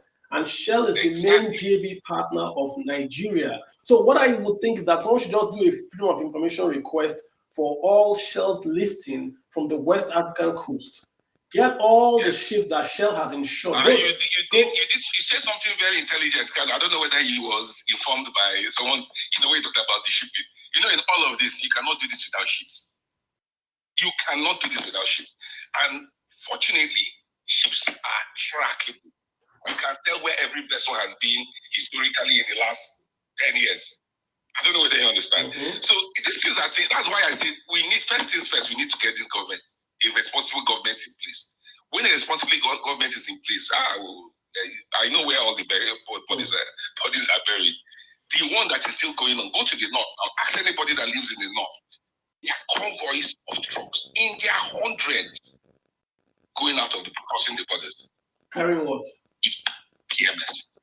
Same PMS that NNPC is taking on the recovery for. Are there more cars in the roads consuming PMS? You know, the thing is, scale is so gargantuan that I am amazed. It's so large that, you know, no government official in this current government can claim to be ignorant of this fact. It is too glaring. It is too massive. You cannot tell me that 200-300 trucks can come and cross the border.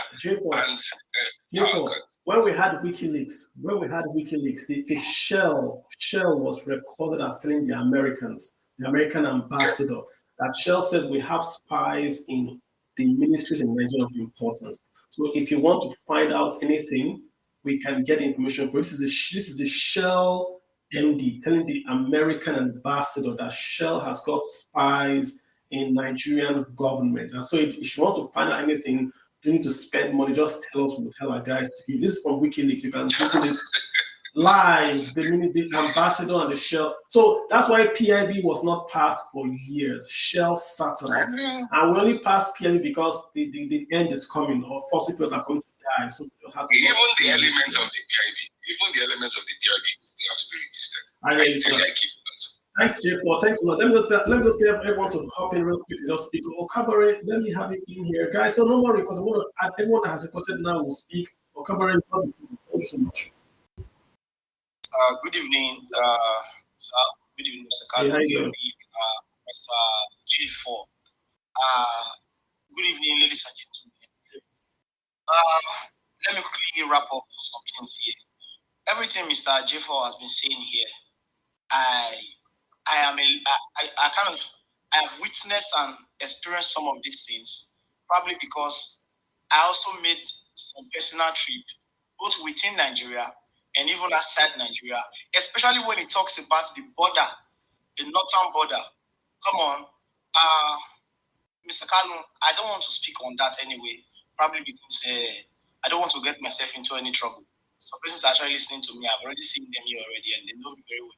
But one thing I want to say is this: from the oil ring to the ship and to the our security agency, I can categorically tell you, even over 100%, whatever that figure is, even if it's not correct anyway, I don't want to that this whole thing that we have been saying here. If you live in the Niger Delta or you travel far and wide within the Niger Delta and you go to this scramble, you will see that this thing is an open organized crime.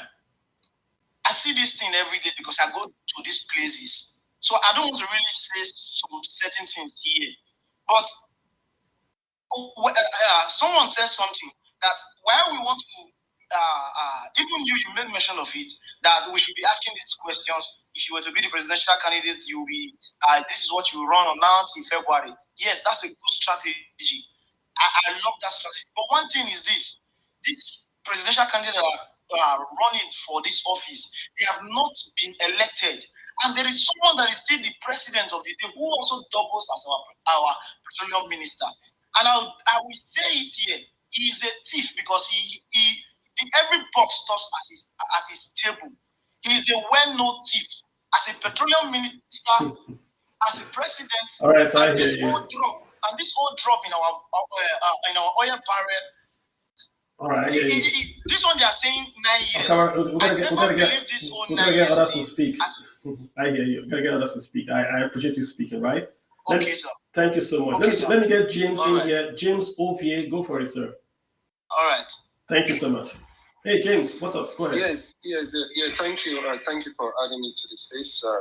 And I really appreciate your takes on the economy and all the issues going on in the country. And I will just add my own voice to the fact that whole 9 years thing is just a made up numbers. I mean, you can tell. I saw your post about from 98 since our oil outputs from 98 till 2015, and then it started dropping from 2016. So it's very obvious this present government, they've been the one doing everything. You cannot absolve the president is the minister of petroleum from all of this, and it's very obvious. And this kind of brings me back to one of your speeches I actually attended. Kalu, Mr. Kalu, you were really up against the ASU then on that particular space, going back and forth with some other speakers and everything. And I just want to ask right now, like, I'm not putting any kind of pressure on you or anything, but is there still any reason why this government refused to give ASU the agreements? They refused to go on with the agreement they made in 2013 regarding the money needed to take care of the university system in the country. Do you still think that ASU didn't have any reason to request that amount of money? In fact, it's not like they requested it. I mean, there was an agreement in 2013 for them to be paid a certain amount every year, till present day. When you consider the amount of money this government have been supplying every day, would you still want to say, ASU didn't have to request for such amount of money? I hear you, and bro. the reason why they can afford that. Let me answer, bro. Let me answer. So I've never been against ASU asking for more money. If you listen to all my speeches, I've supported the 25% to education. I am against ASU getting 50% of that 25%. I am against ASU insisting on IPPIS must go. That's what I'm against. I agree that our social media should get more money. So I'm not against the money. I'm against IPPIS. Go through all my tweets and all my comments. That's where I focus on. I make the point that 2009 agreement, the federal government did not know what they signed, and ASU was greedy. But they've signed it. They signed. So pay. You never hear me say, don't give us the money. It's the IPPIS thing that they are shooting. It's arrogant and self-serving. How can you keep kids at home because you want to sell your own software? That's wicked. That's arrogant. They should stop it. All right, let's get some other guys. Thank you. Abdul Kadril Olatunji. Hey, Abdul Kadril. Mic one, Abdul Kadril. Got the mic twice. Let's go to Baba Chale. Baba Chale, how you doing? Hello, Mr. Kalu Aja. How you doing, sir? Good evening. Thank you very much. It's really nice being on this space.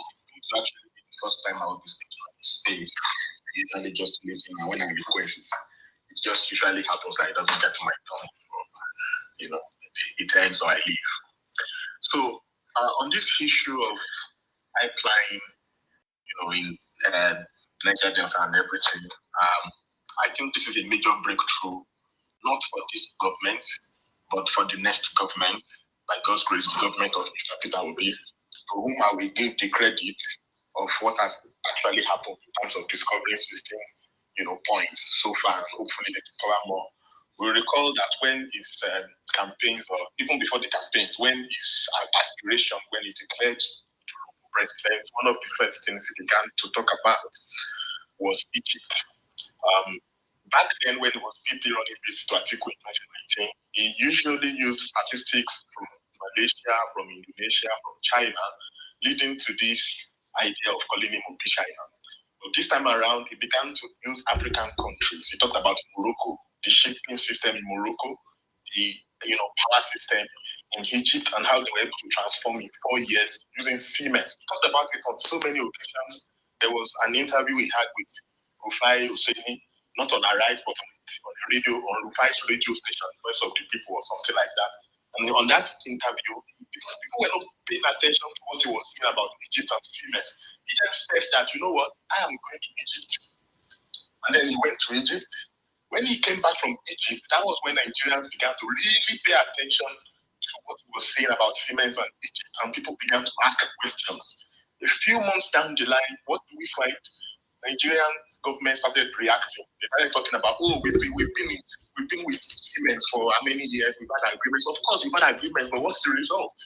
And then the next thing is that Siemens began to do actual work on ground. We began to see actual, improvements on transmission lines and transformers, and so on. We began to see the outcome. The same thing with what is going on currently with this crude oil issue. He's been talking about it all, for months, about 3 months now. Peter Obi is always talking about oil theft. It's not a sweet.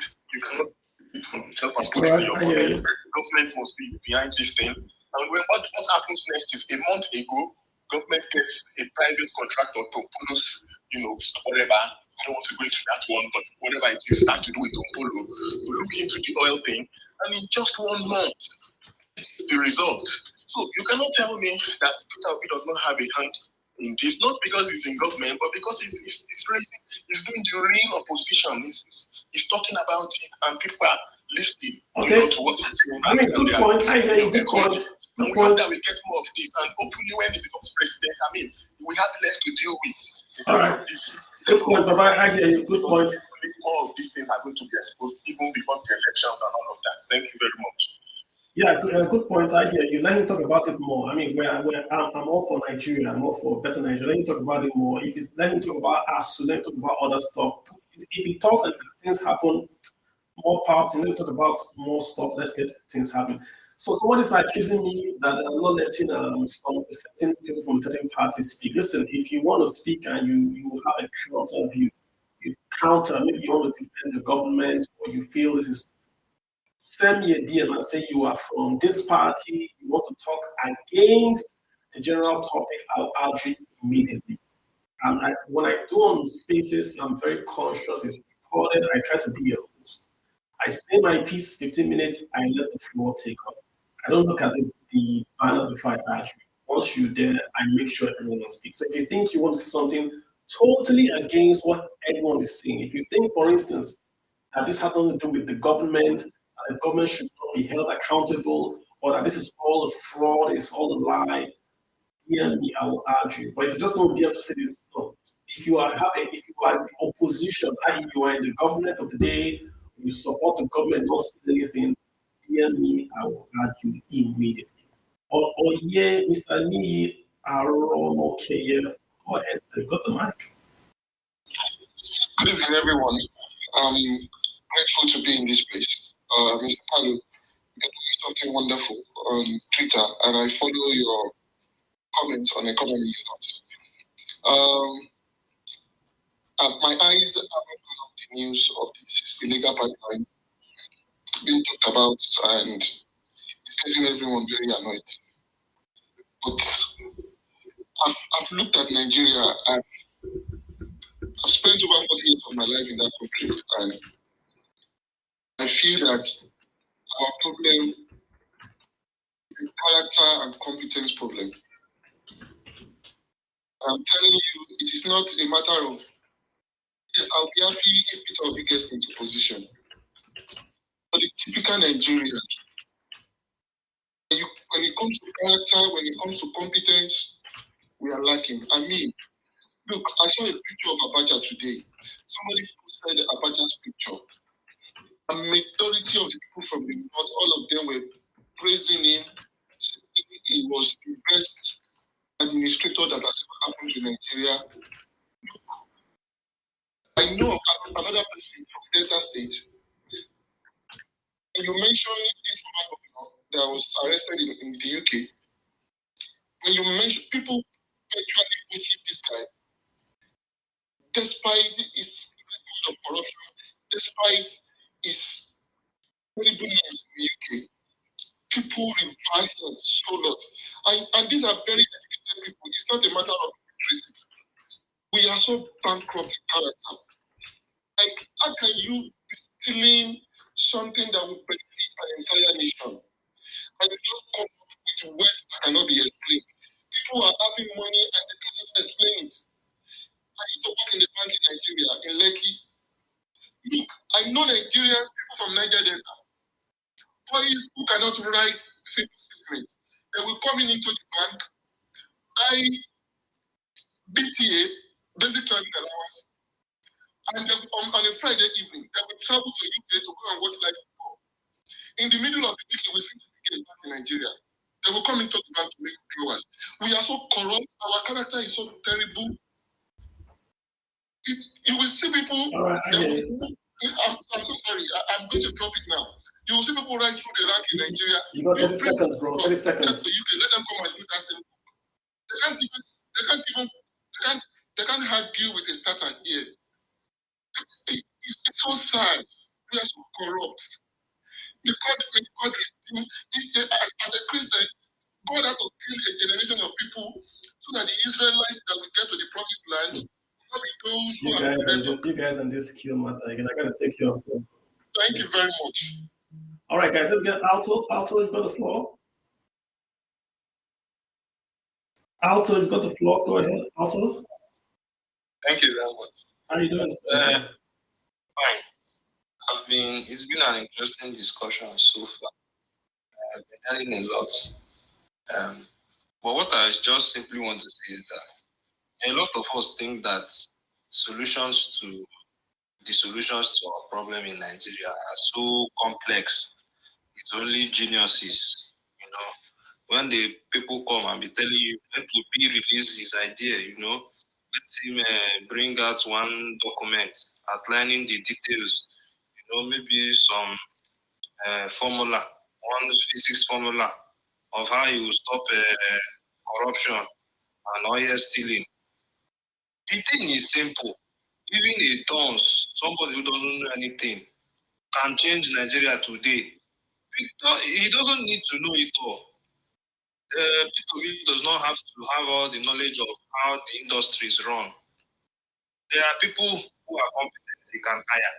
The problem is, the person, is he willing to do what is needed? Abi is the one that will be looking at people while they are stealing the money. It's about somebody who is committed to do the right thing. It's not really about whether he will release a policy, a very, how will I put it, sophisticated policy document, blah, blah, blah, blah. Are you willing, when you start looking into all this, you are in charge of NNPC and all these things that are happening. Or you come, you're under arrest, we investigate you. Tell us where all the oil has been going. This one will talk. This one will implicate another person. We start making arrests, they start giving up information and we know how to study. I hear you. So I think that is the real deal. That's the real problem we face. And that is why I believe P2B is the right person to do. So thank you. Let me get to Hetty. Hetty Derry. Hey, Hetty, you got the floor. Thank you very much. Very well, my brother.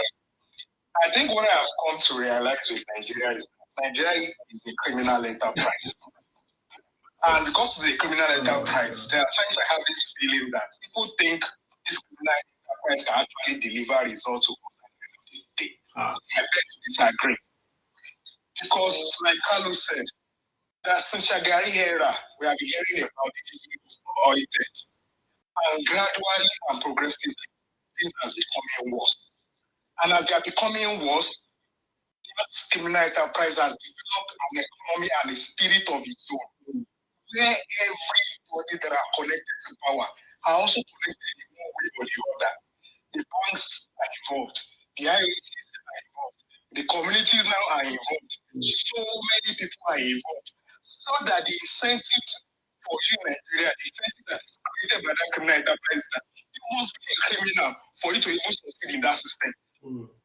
So to assume, like this last person said, that we just wait for a messiah that will not give us an alternative mindset, an alternative vision, that person will just come in and transform this. But bro, let me ask you a question. Let me ask you a direct question. And let me ask you, if Peter Obi was the president of Nigeria and this pipeline was discovered on his first day, do you think that by the second day, nothing would have happened? Yes, I believe nothing will have happened. And I'll give my simple answer. We just forget to say, in 2015, the only thing they sold this Buhari, the only reason why they sold him to people was that unlike the members of the ruling class, he's the only one that is not corrupt. That he was commissioner for oil, he did not even have oil blocks. So he had a credential of anti-corruption person. What has happened afterwards? He has failed woefully because there is already a system in place, this criminal system in place that is already set in motion. Okay, but I follow you. So I see those data you release year out. Okay, let me ask you. Progressively, things are getting worse. Okay. So if I sorry, now I want to ask you a question. I want to ask you a question. Sensible question. So when Buhari ran for presidency in 2015, everybody believed he was incorruptible. The day he won, the Nigerian stock market went up in price because there was optimism. You remember what they used to say, body language, they were correct because power supply actually improved. Because everybody sat up and everybody expected that Buhari would change Nigeria. So there was optimism to the point that the Nigerian stock market went up because of the election of Buhari in 2015. Check it.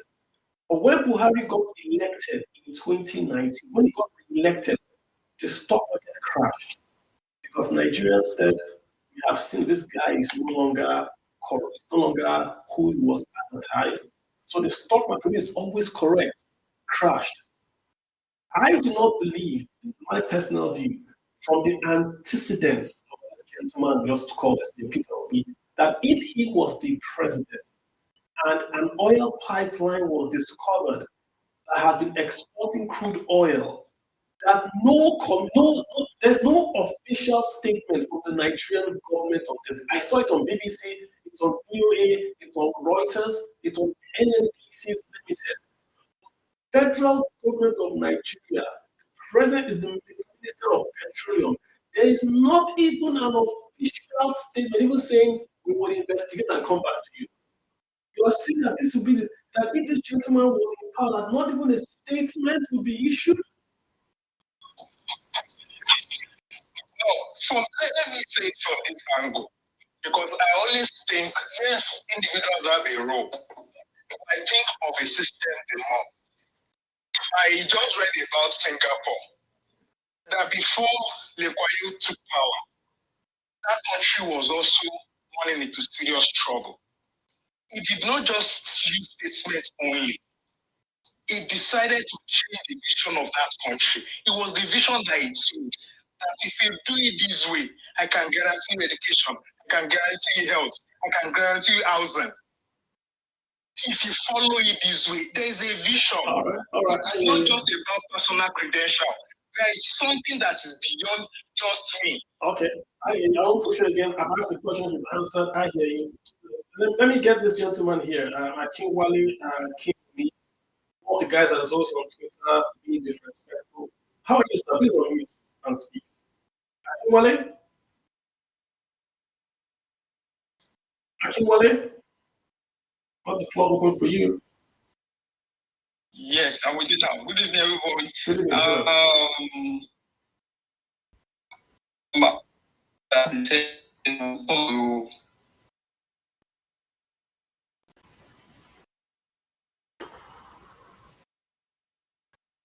we're waiting, sir.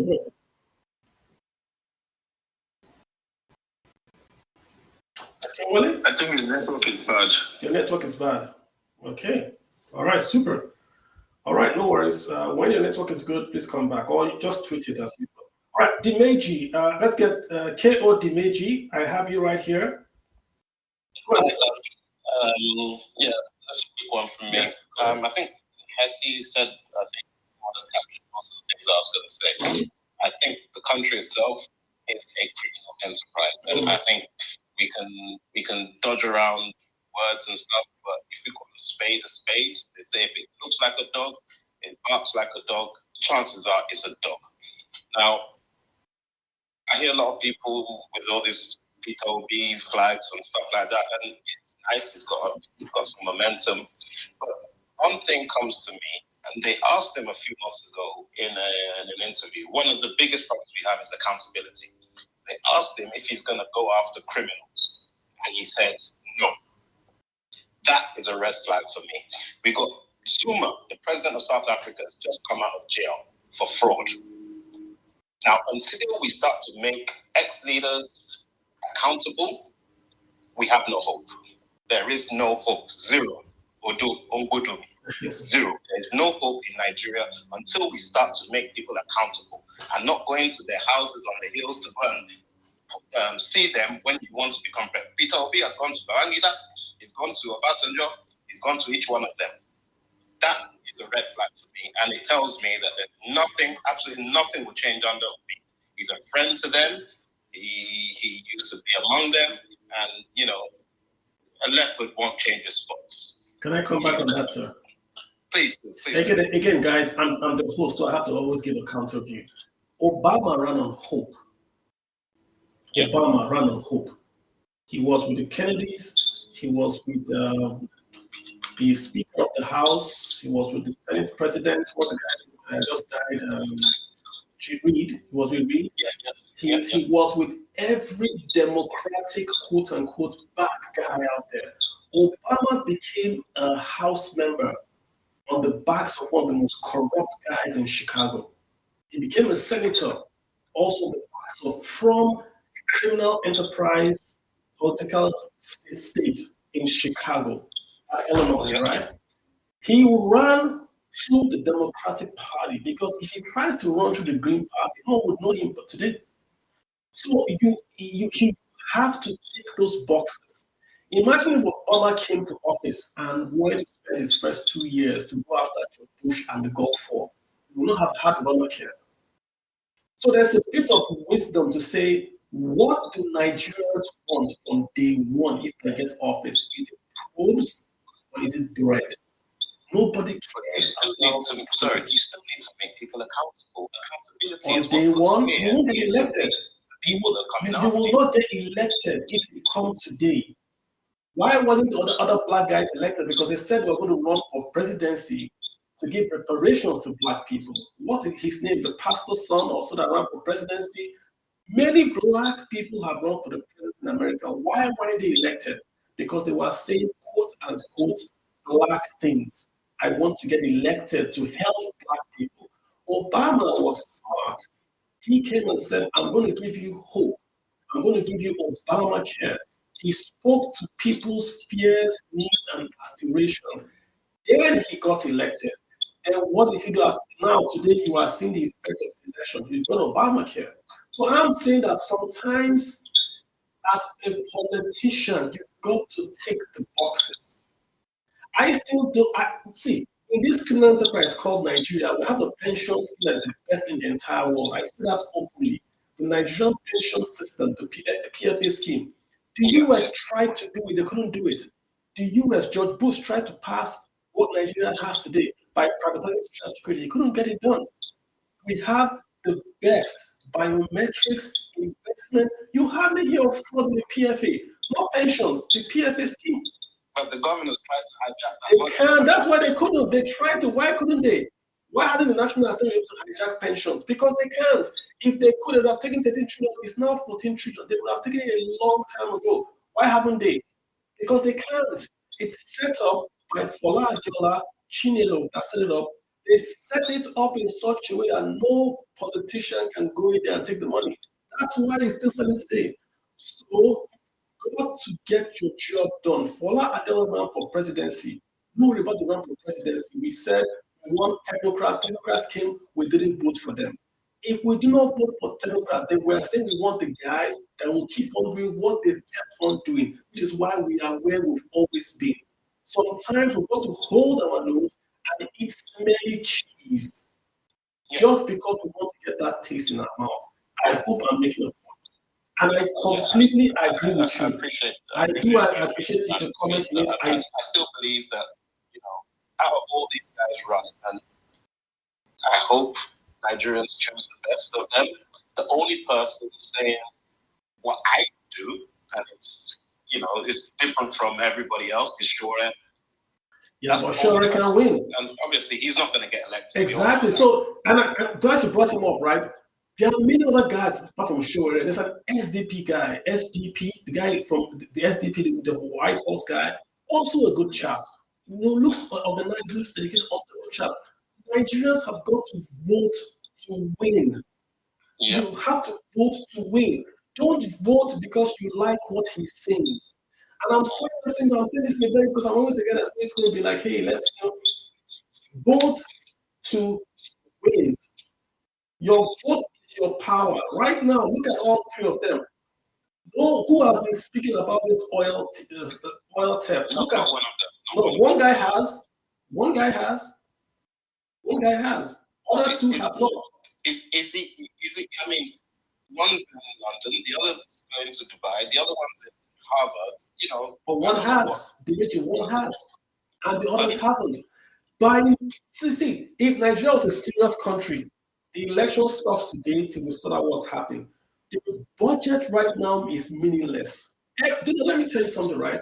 The money stolen from that pipeline is more than EFCC has recovered since they were created. It's one of the biggest. For crying out loud, we have lost more money than EFCC has recovered since they were accepted. What the heck are we doing with the budget? What are we talking about? We're going to borrow 8 trillion, but we're exporting 8 trillion by a pipeline. Dimitri, thank you so much. The National Assembly. Those guys, if you start me with National Assembly, I will blow my governor's 52 convoy car. National Assembly is going to get 160 billion. UBE gets less than 90 billion. Let's not go to the National Assembly, please. Let's just let them go away, please. Let's not just go there. We're having a good day. All right, let me just get. Thank you so much. I appreciate you. Practical economists, please hop in here. Guys, we're going to shut down in about 10 minutes, so I'm going to take 2 more and then we'll shut down. practical economist, you've got the floor. Go for it. Good evening, guys. Let's keep it short, sir. 1 minute if you don't mind. 1 minute, sir, if you don't mind. So I'm just going to be brief. Thank you, sir. When I saw that video yesterday on Channel TV, I quickly called my dad, and we had a very long talk on the whole thing because my dad worked for Shell for 30 years. He was an offshore supervisor, platform supervisor, and drillfield supervisor. So when I saw that, I was asking him about the mechanism of how they were to drill that pipe, that insertion on top of that Focados Trans pipe.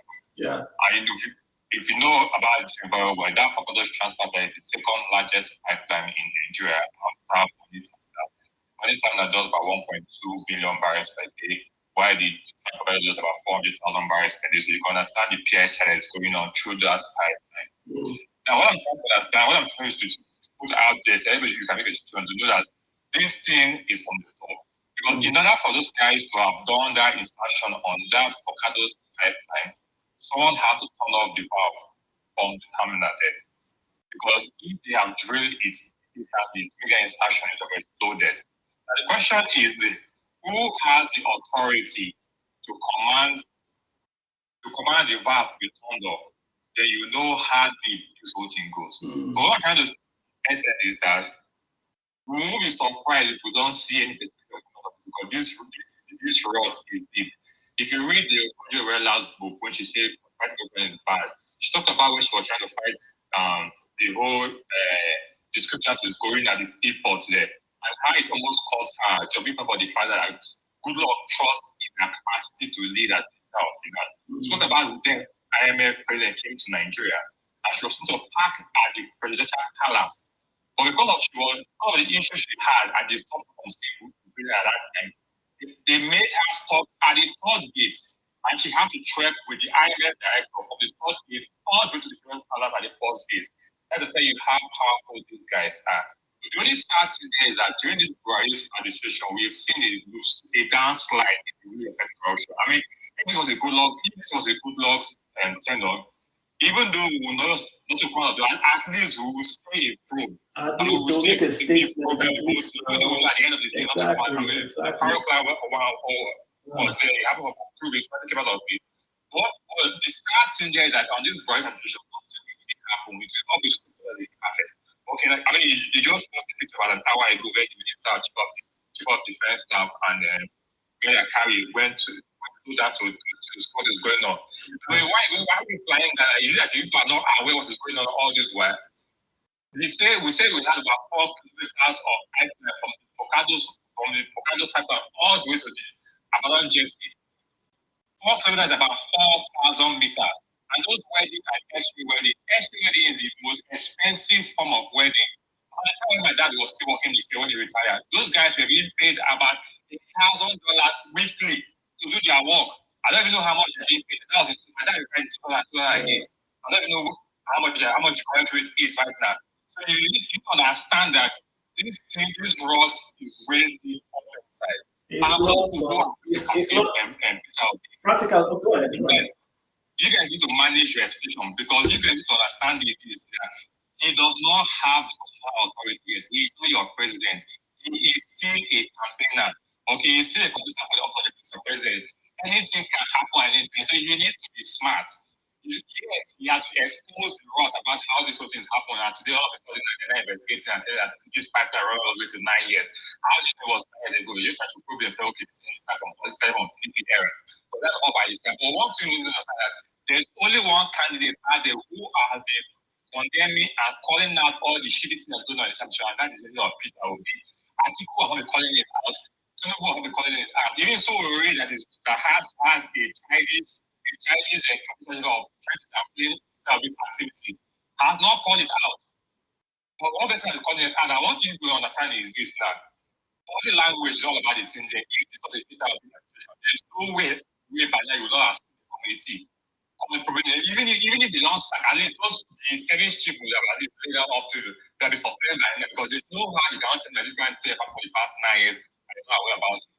So that is different. But the sad thing is that with this brand has brought the fight and the caution to a low. Maybe people cannot do anything to do, but they know nothing will happen. A week will come, 2 weeks will come, and nothing will happen. There will be no committee to prove this whole motive. You just do that. Another news again will still come again. Practical, I'm sure they are working on a news to distract Nigerians now from this hotel. Yes, very soon.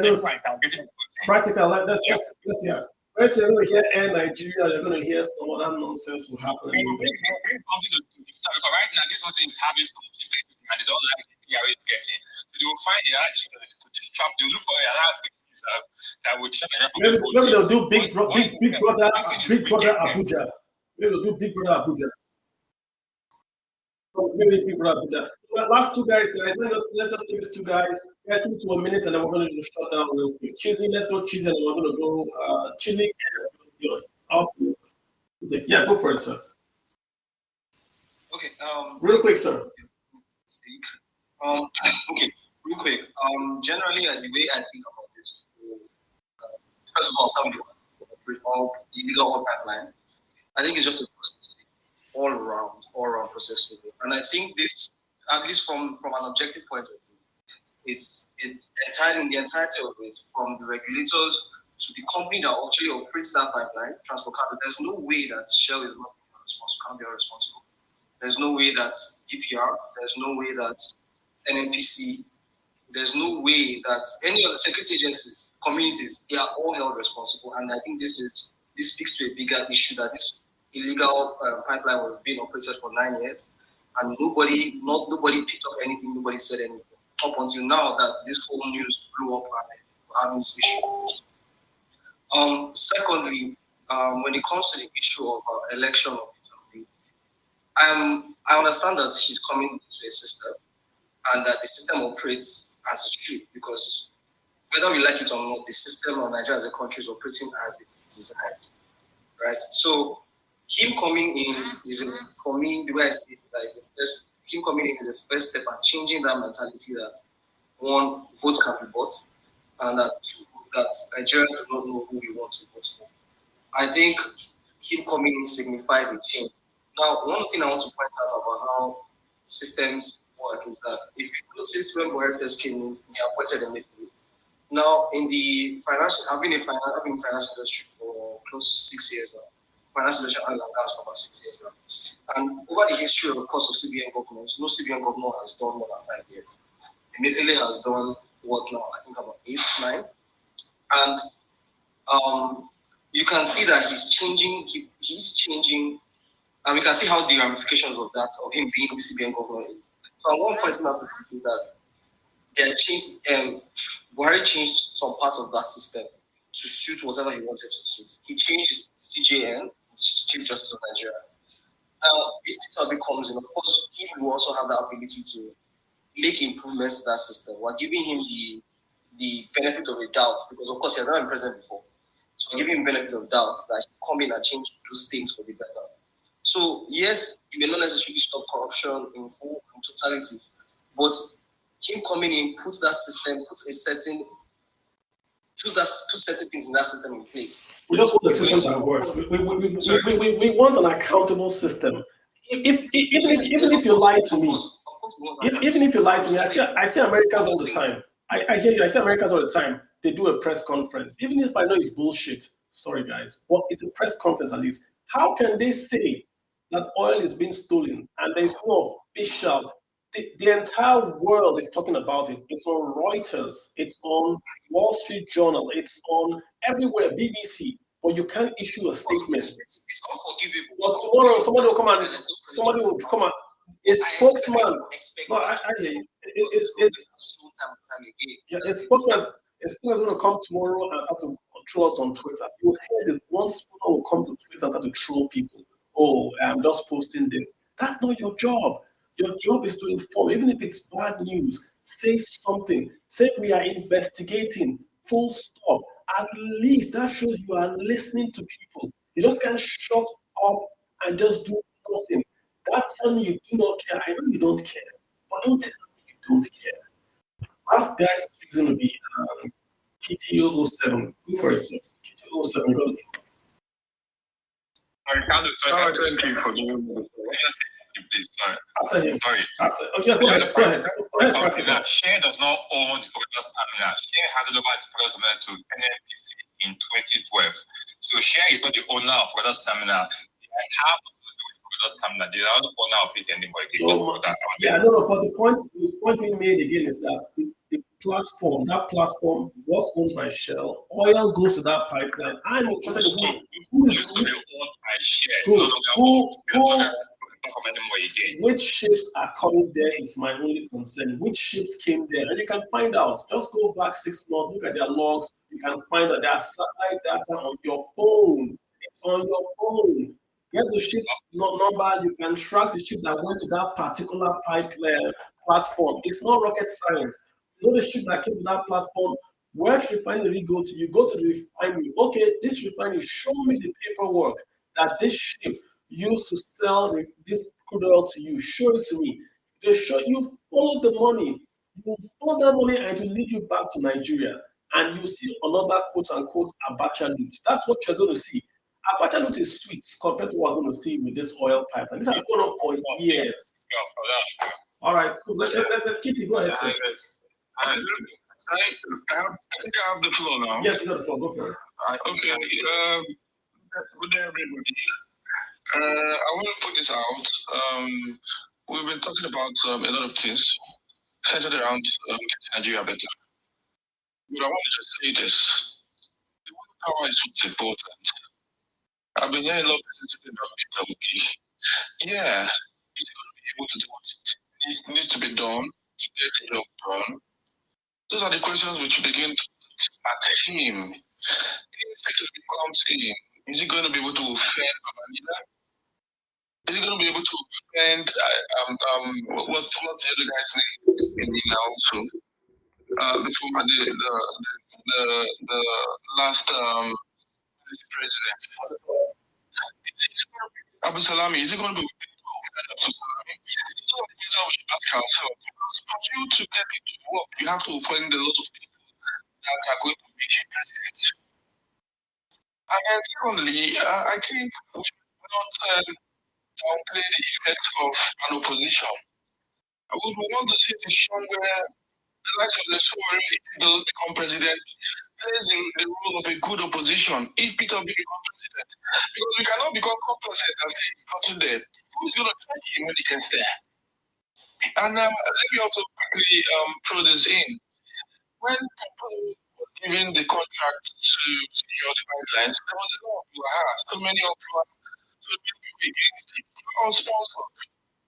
I don't know him, I've never met him, so I'm not speaking for him.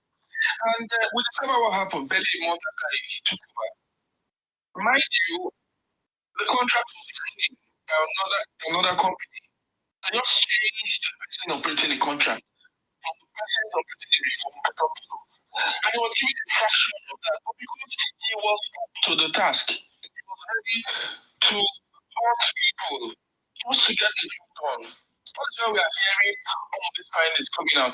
And I just beg you to put an ear to the ground. You would hear more discoveries of the rocks in the oil and gas system. And it will amaze us what we will unearth. And I just pray that Nigerians would be open-minded enough to check our leaders. No matter who becomes our leaders, let's check them. Let's talk to them. Let's speak truth to power. And let's make sure our voices continue to be heard. So that at the end of the day, we can have a better Nigeria. When we have, let me just round up. When we have a lot of clients, other countries that have developed a democratic system, it's because the opposition there, giving them a lot for their money. The people there asking for answers. We should begin to ask for answers and make sure our voices are heard. I think I'll round up on that. Thank you. Thank you so much. Can you just maybe give us those if you have anything to close with? What I want to close with is really in response to what the said is discovery was not made. A reveal was made. Because what I said earlier, I said we are still backing up the rock. Someone projected earlier to say the pipeline does not belong to Shell. We didn't say the pipeline belongs to Shell. Who are the operators of that pipeline? The pipeline is a trunk pipeline that carries containers for Shell, other people, the loading platforms and co. Who operates these platforms? who had the authority to turn off the valves for those decisions to be made and for those pipes to be connected? Laying 4 kilometers of pipe is no joke in the water. Someone gave the technical details about how that happens and all of that and the cost of it. Who shuts the pipes at the valves at one point for the pressure to build for those crudes to pass through that pipeline? Who are the producers of the crude that enters that pipeline? Are they blind to allow their crude go like that? That is why I keep saying, please, the moment we keep backing at government officials, yes, they are all complicit, but they are only enablers. They are not the active executors of this heist. That's what I want to say. Thank you guys. All right. So, I think the issues are a bit clearer. Everyone has sort of listened in. It's a technical oil discussion, but it also has to do with fiscal, elections, our money, governance, gone everywhere into this evening with this topic. And, we've been blessed to have speakers that are more knowledgeable come in and share that knowledge with us. I think it's, like I said, I personally, on a personal note, I think I saw a story on Thursday, I personally was depressed. I'm not making that right statement lightly. I was personally depressed. Not because of stealing, but just that, listen, can this thing change? If this can be happening, because this is clearly, it's nationwide, what's the word now, an institutional stealing going on. Can this change? That's what was in my mind. So what's the point of holding elections? If this, from the top to the bottom, this is happening. And, you talk on Twitter, people are laughing, people are making fun. So in a way, you get better, right? But I just feel that we have maybe one more chance at this. We either become like Brazil, that was known for as a banana republic, but has now sort of changed its way and is now becoming the part of the BRICS, right? Or we just become like maybe Russia, where it's all strongman, corruption, warlords, owning like oligarchs. That's what we're going to be not careful. It's already happening. People are owning motor parks, people are owning oil fields, people are owning gold fields. Before you know, it's going to be a state to be owned by one guy. And then he's telling before you have to pay me tax. That's what we're going to, guys. So there's no jokes here. We have a chance to get it right. I think it's all happening for a reason, maybe our mind is being tuned towards the elections in February to say, let us get this right and perhaps start to pull back from the precipice that we find ourselves. If you don't know we're in trouble, guys. Not because of the stealing, but because of the effects of the stealing, the lack of the empathy on the government. No government statement. It's just a big FU. We don't care what you guys think. Go and talk. We're going to continue what we're doing, right? Nobody's interested. There are flaws. Have you heard the president, the VP, anyone of consequence speak about this what's happening from Kogi up to Anambra? It's going to go to the South position. Have you heard anyone talk? It's the same WhatsApp group. We don't care. We're in power. You guys can do whatever you want to do. What's going to do what we want to do. And if we don't get this right, guys, we are all going to suffer. People are leaving Nigeria to go abroad now. Canada's even changed its laws. If you are abroad there, you can now work. Even if you're a student, they are targeting Nigeria. Nigeria is now so we're exporting Nigerians more than we're exporting crude oil. It's our kids, man. After a while, your kids can't go out because they're going to either be kidnapped, or there's going to be environmental damage, or just breakdown of law and order. We've got to pull back and start to ask real questions. My job is just to give information, and that's all I'm doing.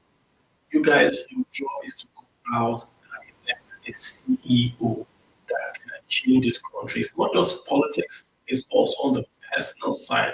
But at least it starts from having a leader you can look up to, so that you can be proud to say, this guy is our leader, and this guy at least will pretend to even do the right things. I think where it can start from. All right, guys, thank you so much for listening for me for about 2 or 3 hours. I do appreciate you guys. We'll be here next Saturday. If you have to bring this back, if you have to bring in the week, come back to you guys. Thank you, Jason. Thank you, everyone that has spoken. I do appreciate you guys. My name is Kalu Aja.